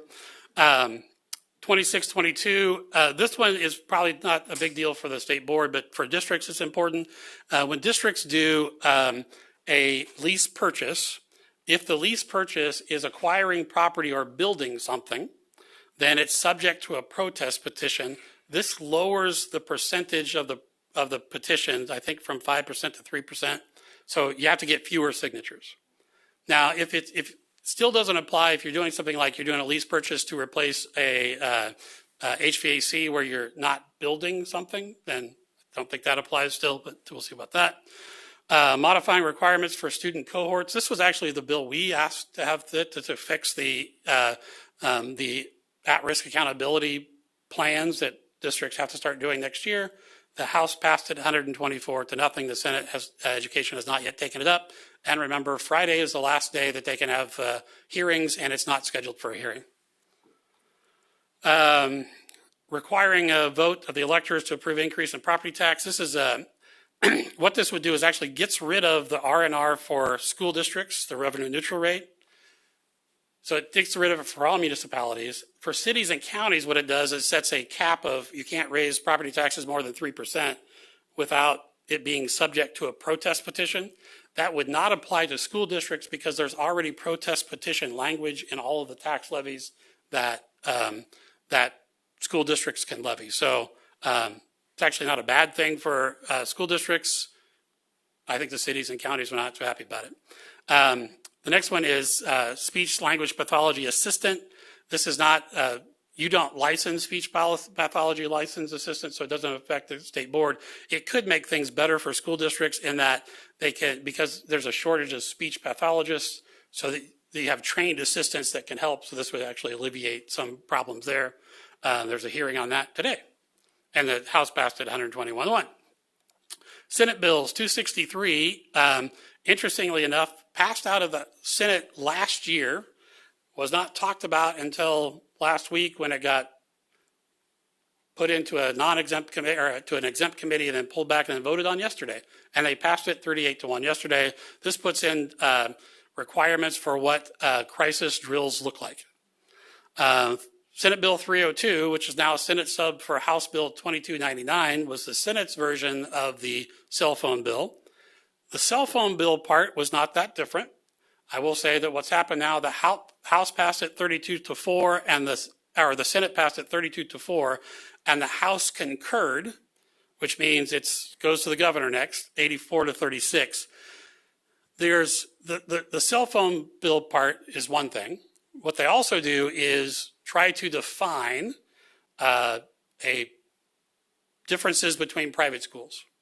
And so the bill specifically says that anytime in law that they use the term accredited non-public school, it means accredited by the State Board of Education. We had an Attorney General's opinion that said that was already the case. So that's now in law. But then there was this sentence added in the accreditation statute, so a whole different section of law, that says that each non-public school accredited by a regional or national accrediting agency shall be entitled to the same rights as non-public schools accredited by the State Board of Education. I have no idea what that means. I've asked the question. I don't know what rights, because as far as I know, there aren't any rights for non-public schools that are in law. So we get asked the question, what impact does this have? I don't know. What they have said is that the reason that they were defining it was to have a clear delineation that the government could only intrude and make rules for private schools if the private schools voluntarily sought state board accreditation. So that was said publicly several times. So that's what we're going to have to go with for now. And then we'll see what questions come up later. So are they putting a policeman in 285 school districts to make sure that nobody has their phone on them? No, the policies that are required by the district that we have to collect and say that they have, part of that has to be what are the disciplinary consequences if they have some. It is a school consequence. It is not a criminal or civil penalty. Yep. Melanie? That's a joke. Quick question. I asked you before, but maybe you have an updated number. How many of our districts currently have a cell phone policy? So so we did the survey and got like 90%, and the vast majority have a cell phone policy. A smaller portion have a cell phone policy that would actually meet this requirement, which is that the phone is inaccessible from the beginning, from the first bell to the last bell. Many of them have cell phones that it can't be out, has to be off, but can be with the student. This one says that it has to be inaccessible. And is my memory correct that the committee was told that only 11% of Kansas students were going to schools that had a policy? That is a number that I heard, yes. Yeah. So that drove this bill to some extent, would you say?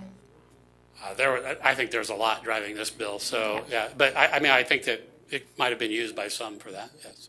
But, I mean, Misinformation. in some of the same hearings, we actually were able to say that that didn't seem to be true. Thank you. Ignore them, keep going. Okay, all right. 339, this is an interesting one. This is the recess bill. And so, good news, it got amended that it no longer has the 60 minutes of mild activity to raise your heart rate to 75% of the max. K through 12. So now what it is it's required 30 minutes. You have 30 minutes of required recess K5, and the state board has to come up with the Kansas fitness test that needs to align with the presidential fitness test that does not yet exist. So they've talked about bringing it back. So there used to be a presidential, they discontinued it. They've talked about bringing it back, but it does not yet exist. And so that passed this, it actually failed in the Senate yesterday, 17 to 23. Later in the day, they reconsidered and it passed 24 to 15. And so now it will go to the House. We think it will have a hearing either probably Monday.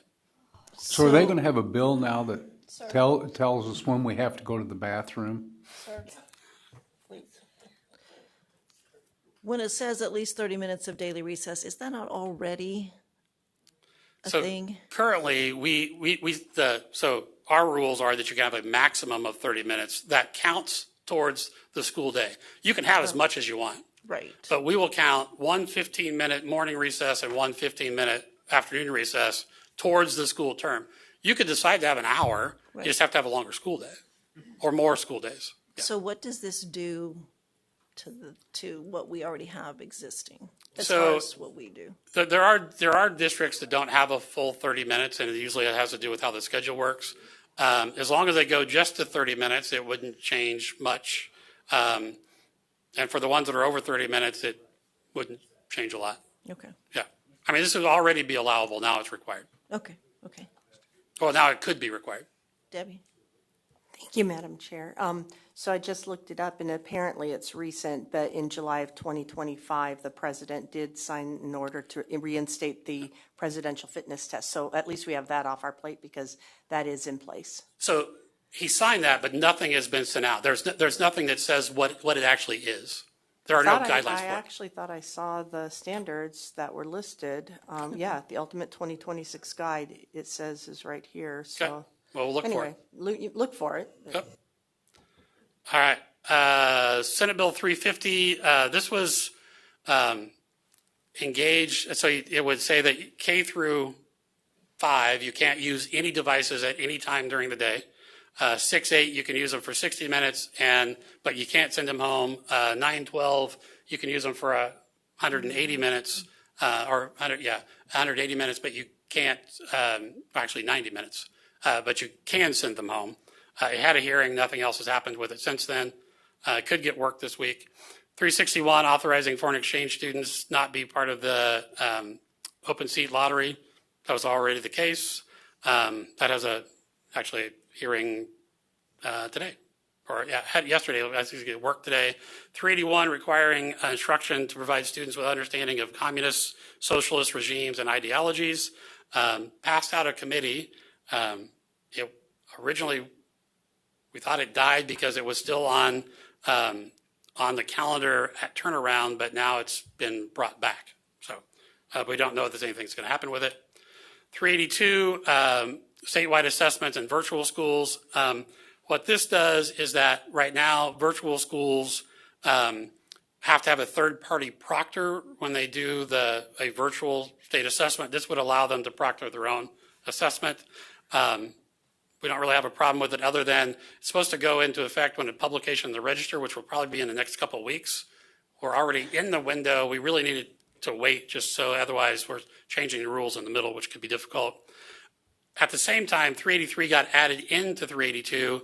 This is another one that was brought forth by virtual schools about how being able to get reimbursed for special teachers that are actually employees of a third-party contractor.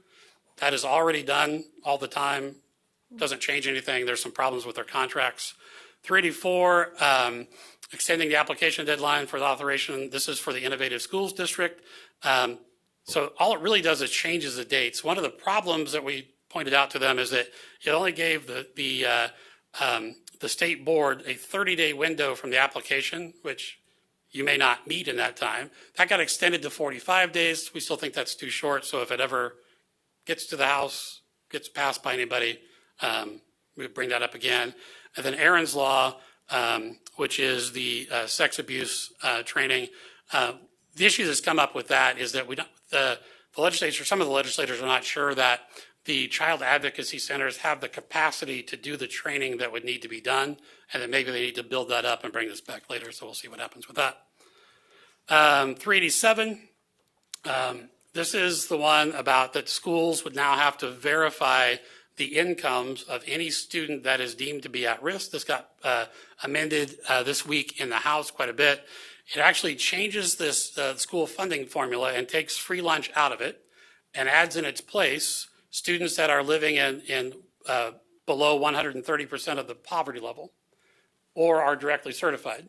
So directly certified stays in, but a family now would have to fill out a free lunch application, and the district would then have to ask them, not knowing about the free lunch application, if they would fill out the home economic survey and then determine if they're below 130% of the poverty level in order to be able to count them towards at-risk funding. And the parent has to verify their income with their 1040. But not every at-risk student qualifies. Right, but you only get funded for the ones that are below that qualify for free lunch. So that's not a change. Okay. But now, and districts would have to verify 100% of those applications with a 1040 if it's available. And a lot of staff. Yes. Chair? Sir. So a question I would have is, how does that help student learning? The purpose is to reduce what they thought was the overpayment of at-risk funds to school districts. I did point out to them that LPA had done this in 2006. The 2017 legislature was well aware of this issue when they chose this as the at-risk measure in 2017. There is ample time. If they want to change that measure as part of the Education Funding Task Force, they certainly have the authority to do that. This is going to be a significant So administrative now I burden. got to hire more people and spend more money on things that don't have anything to do with student learning. It will increase administrative costs for districts. Absolutely. Yes. They did take out the part about the legislature had to approve the community eligibility programs. We'll get to another one about that in a minute. 390 is one we're just keeping an eye on. This makes it so you can't have certain food additives in food that is served as part of the school lunch program. We think some of those are coming anyway. We'd rather they wait, but we'll see what happens with that. This could drive up food prices because you have to see what foods you can get. 392, all this one really does, and I don't think it affects, I don't know if it affects state school board members, but what it does is it gives people the ability to withdraw from the ballot after the filing deadline, as long as you do it by September for certain reasons. One of those reasons is if you die. But currently, No, if you that's true. You filed cannot. and passed away, you were still on the ballot. There are other things besides that where you can just remove yourself from the ballot. Probably a good idea. I don't know if it applies to state school board or not, though. We'll have to look that up. No, Yeah. because it's actually saying Yeah, governor please or don't. lieutenant. Why wouldn't it say anybody? Yeah. What's that?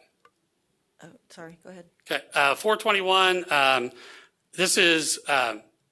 this would be called the Speak Act. This actually sets up a civil penalty if a school district infringes upon the First Amendment rights of a student. Passed out of committee, the Senate hasn't taken it up yet. 438, this actually would say that if a district qualifies to be a community eligibility program, they have to take action every year explaining why they're not participating. And remember that you are eligible if you are 25% directly certified, but you can only break even on just the food side if you're at 62.5%.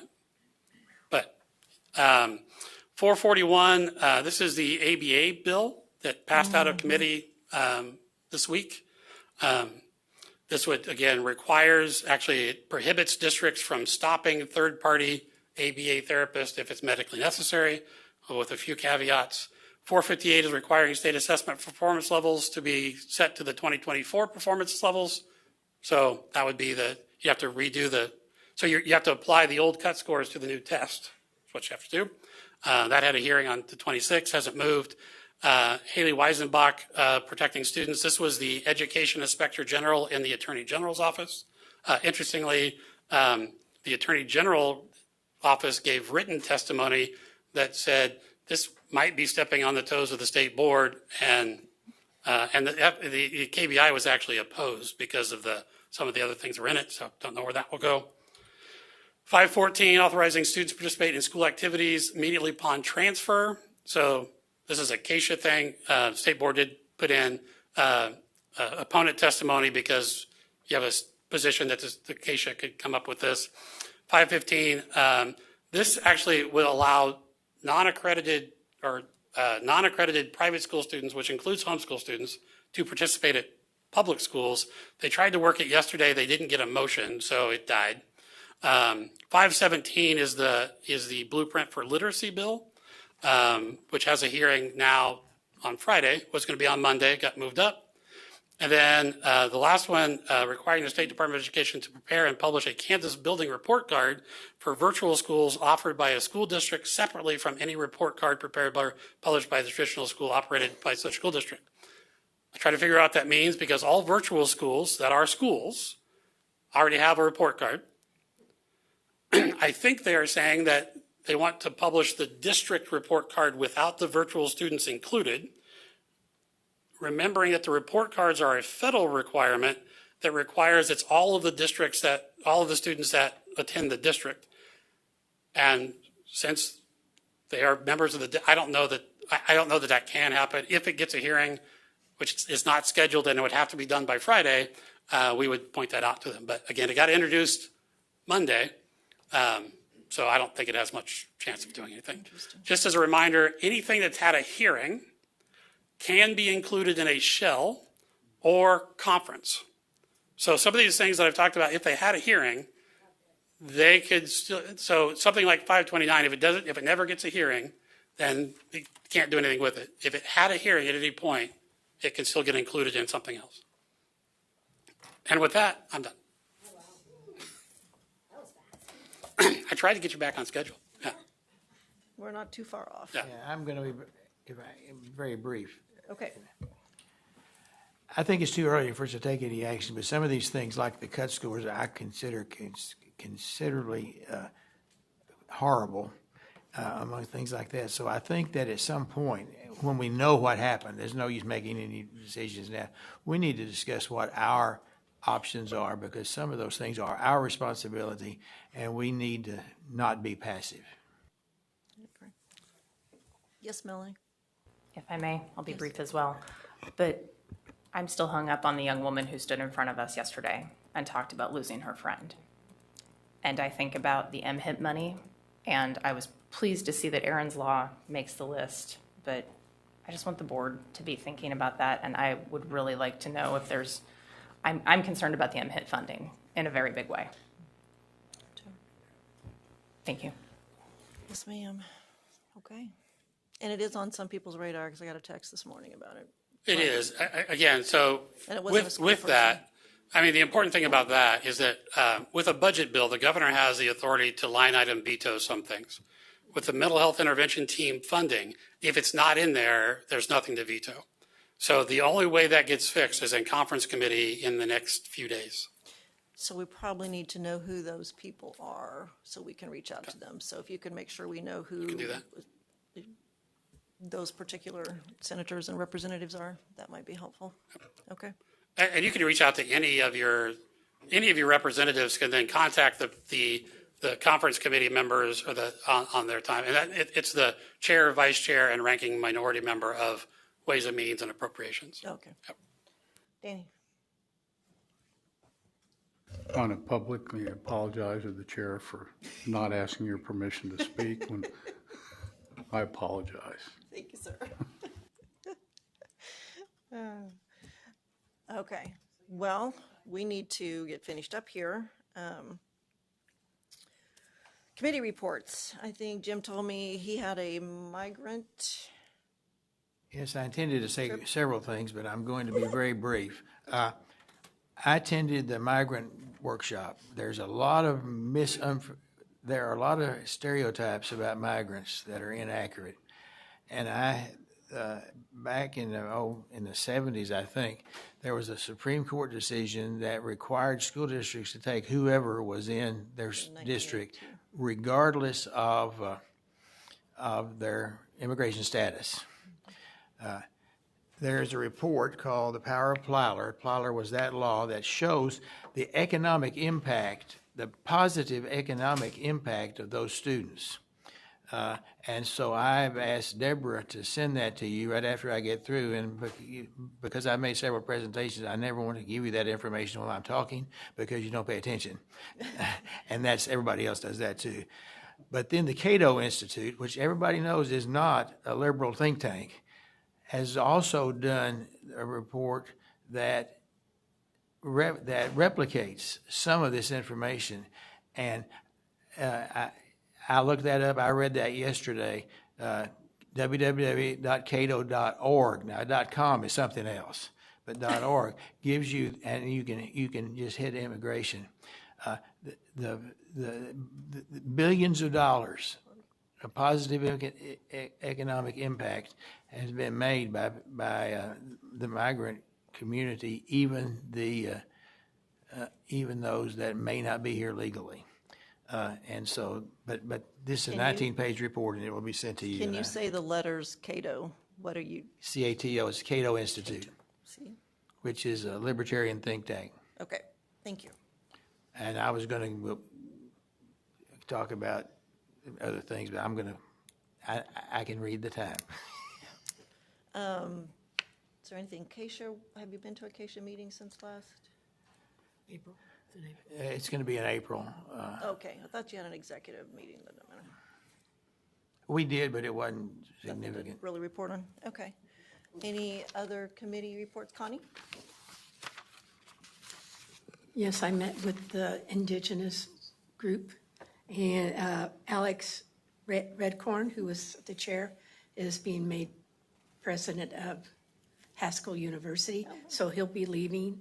So I think Melissa is going to take it over. They're going to send out a list of the members because we don't really have a list of members. So they're going to be doing that. So it's going to change a little bit. Okay. But it was a lot of information about what's going on and as far as education of children on, on tribal lands and different places, and how they're all in all of our schools. Yes. Doesn't matter where you live, that they're in all of our schools.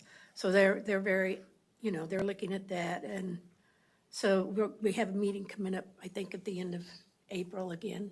Okay. So we'll meet again. So we'll see how it changes now that Alex has moved on. They're going to try to get permission, special permission, so he can still stay on the board. Okay. Okay? Okay, thank you. And I missed junior juvenile meeting because it happened when I had to take my husband to the hospital. So, Gotcha. Well, understandable. Okay. Anything? Melanie, have you been? The policy committee met on February 27th. We had a long meeting, just called a long meeting in Wichita. So different access for the community since that's an open meeting.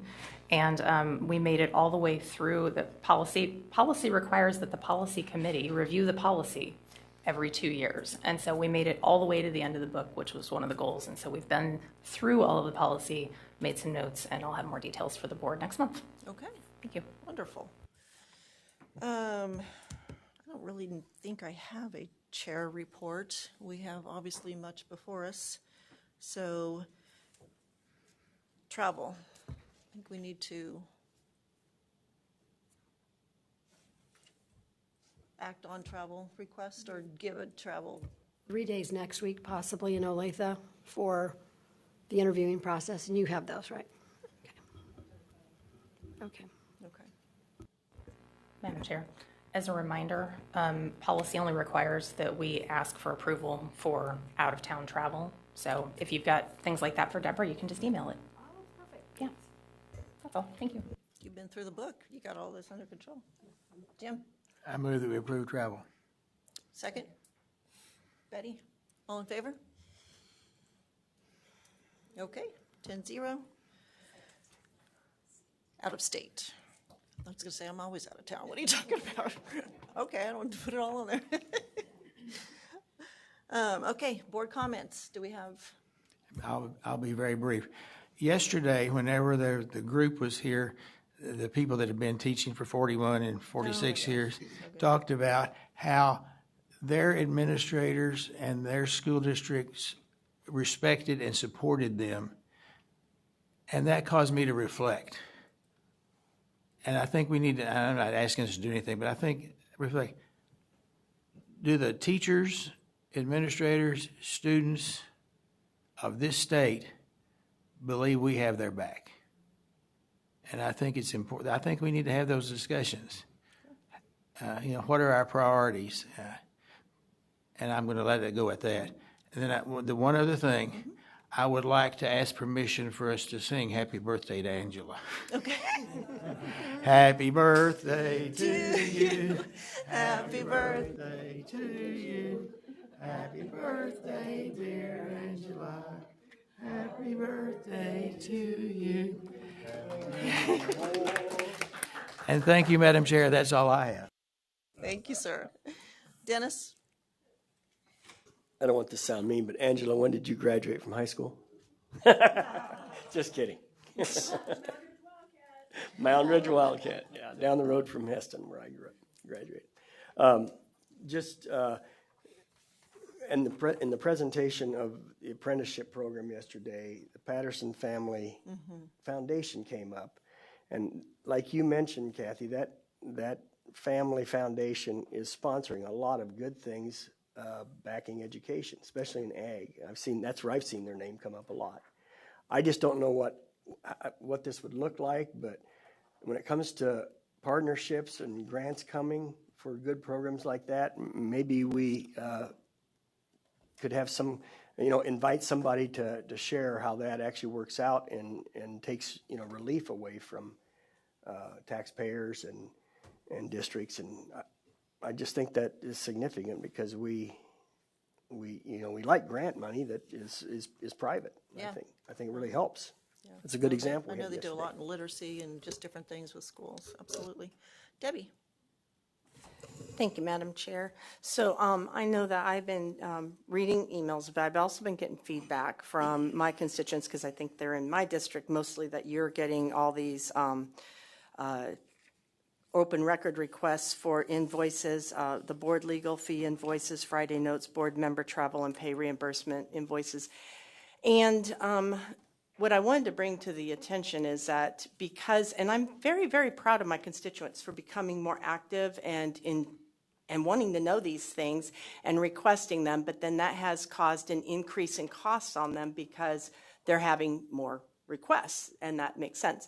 But it occurs to me that these are fairly basic for transparency for our constituents, and so I want to, I move that these items be made available to the board in a format that is consumable to our constituents, that we can give out to them and keep our constituents informed, and also have that extra set of eyes on us. How are we spending our money? Are we spending it responsibly?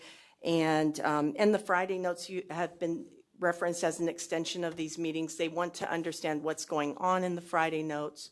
I just love that they're actually getting involved in government. And I think we should do what we can to provide that for them as least cost as possible, because I think right now they got an estimate, and then that estimate's being changed, and they haven't gotten the second estimate yet. The first estimate was going to cost about $550 a year for a constituent to get this information, which I think these are very minimal redacted documents. I would expect that you're just pulling out a few names and phone numbers. But so I'm making that motion that we, as a board, provide these things for our constituents in a redacted version that is accessible then to 10 different districts, and they're not having to have everybody pay at least $550 a year to get this, but it could be just made available. I personally would not support a motion at the table of that magnitude. I think that's up for discussion. I think we could. Well, it just depends if I get a second. I hear what you're saying. I'm just saying I would not support that personally because Okay. to me, that's something that we would want to have a discussion, ability to talk about. I'm just putting out my personal comments as well. Right. So Can you ask if there's a second? well, anybody can second. I believe we would have to suspend the rules to do I that. believe No, you don't. It's a 7-vote. It's a 7-vote. for suspending the rules. No, it's a 7-vote just to have something that was, and it's in my board comments, so it's actually on the agenda, so it should be 6. But if you wanted to say it was, A comment yeah. is not a motion, however. So During my period. regardless, We just I spent have put out- maybe about 10 grand on a packet of letters, and the taxpayers want to know why we spent 10 grand on a packet of letters to me that we still don't know why I got. oh my gosh. Okay, we're done. Do I have a second for Debbie's motion?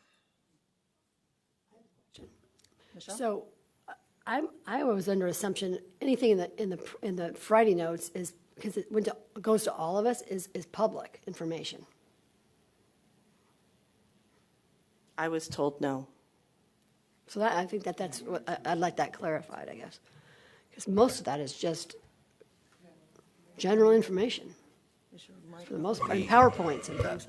I have not gotten a request for the Friday notes, and I believe that goes through the Office of General Counsel.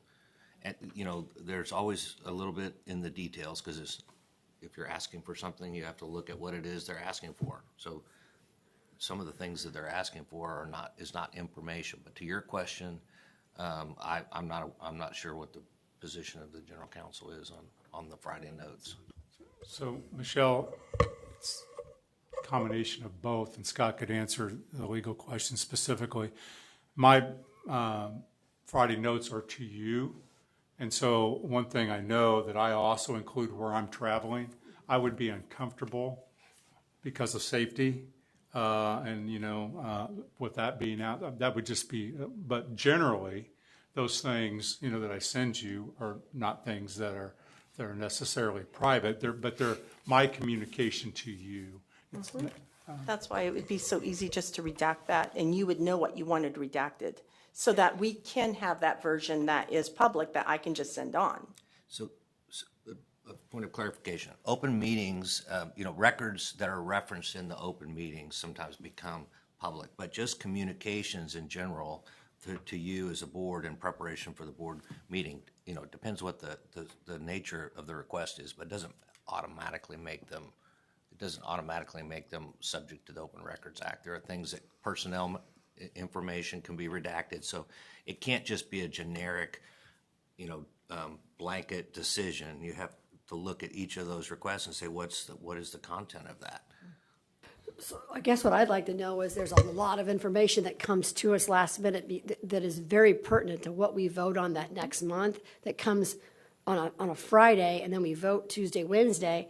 I guess I would just like to make sure, if that's just communication just from Dr. Watson, that anything that's regarding what we would vote on a Tuesday and Wednesday cannot be or it needs to be separate and say, this is public information. This is something that last minute, we got some last minute PowerPoints, because we're getting things flooded last minute, and there's things in there that are, I mean, I'm going through all that, pages and pages of 300 pages, and then there's things that are in there that are incorrect and from things that we had voted on in the past. So I just like that those things be separate. Because there's some things in their PowerPoints, I share that information because they're regarding what we're voting on in the following week. And Madam Chair, if I could interject, because our day is scheduled. This is something I genuinely believe requires more discussion and more time than what we have this morning. If that can be tabled and brought back when everyone has an opportunity to weigh in, I think it would be most beneficial. I'd like to see us go ahead and move with the schedule as we have set out. Well, I do not see a second to the motion, have not heard one. So that motion does die, and I think we can consider it more of a future agenda request and a discussion we can have at a time when we can actually set aside time to do that. Beyond that, I think we are going to not quite adjourn. We do have to adjourn with a motion for the rest of our, you have to read. Thank you. I move that the board go into executive session for the following purpose: to discuss personnel matters of non-elected personnel in order to protect the privacy interests of the individuals to be discussed. The executive session will last the remainder of the day, March 11th, from noon until the board is finished. It will continue tomorrow, March 12th, from 9 a.m. and continue through the day until the board is finished. No action will be taken during this executive session. The following persons are invited to join the executive session: Max McGee, Frank Henderson, and Mike Ritchie, HYA search firm staff. Okay. Do I have a second? Jim? I'm sorry, I caught Jim first. That's fine. All in favor? 10-0. Okay. We will adjourn our regular meeting that far, and we will continue on what we have before us. What was it? Okay, what was the thank you. 9-1?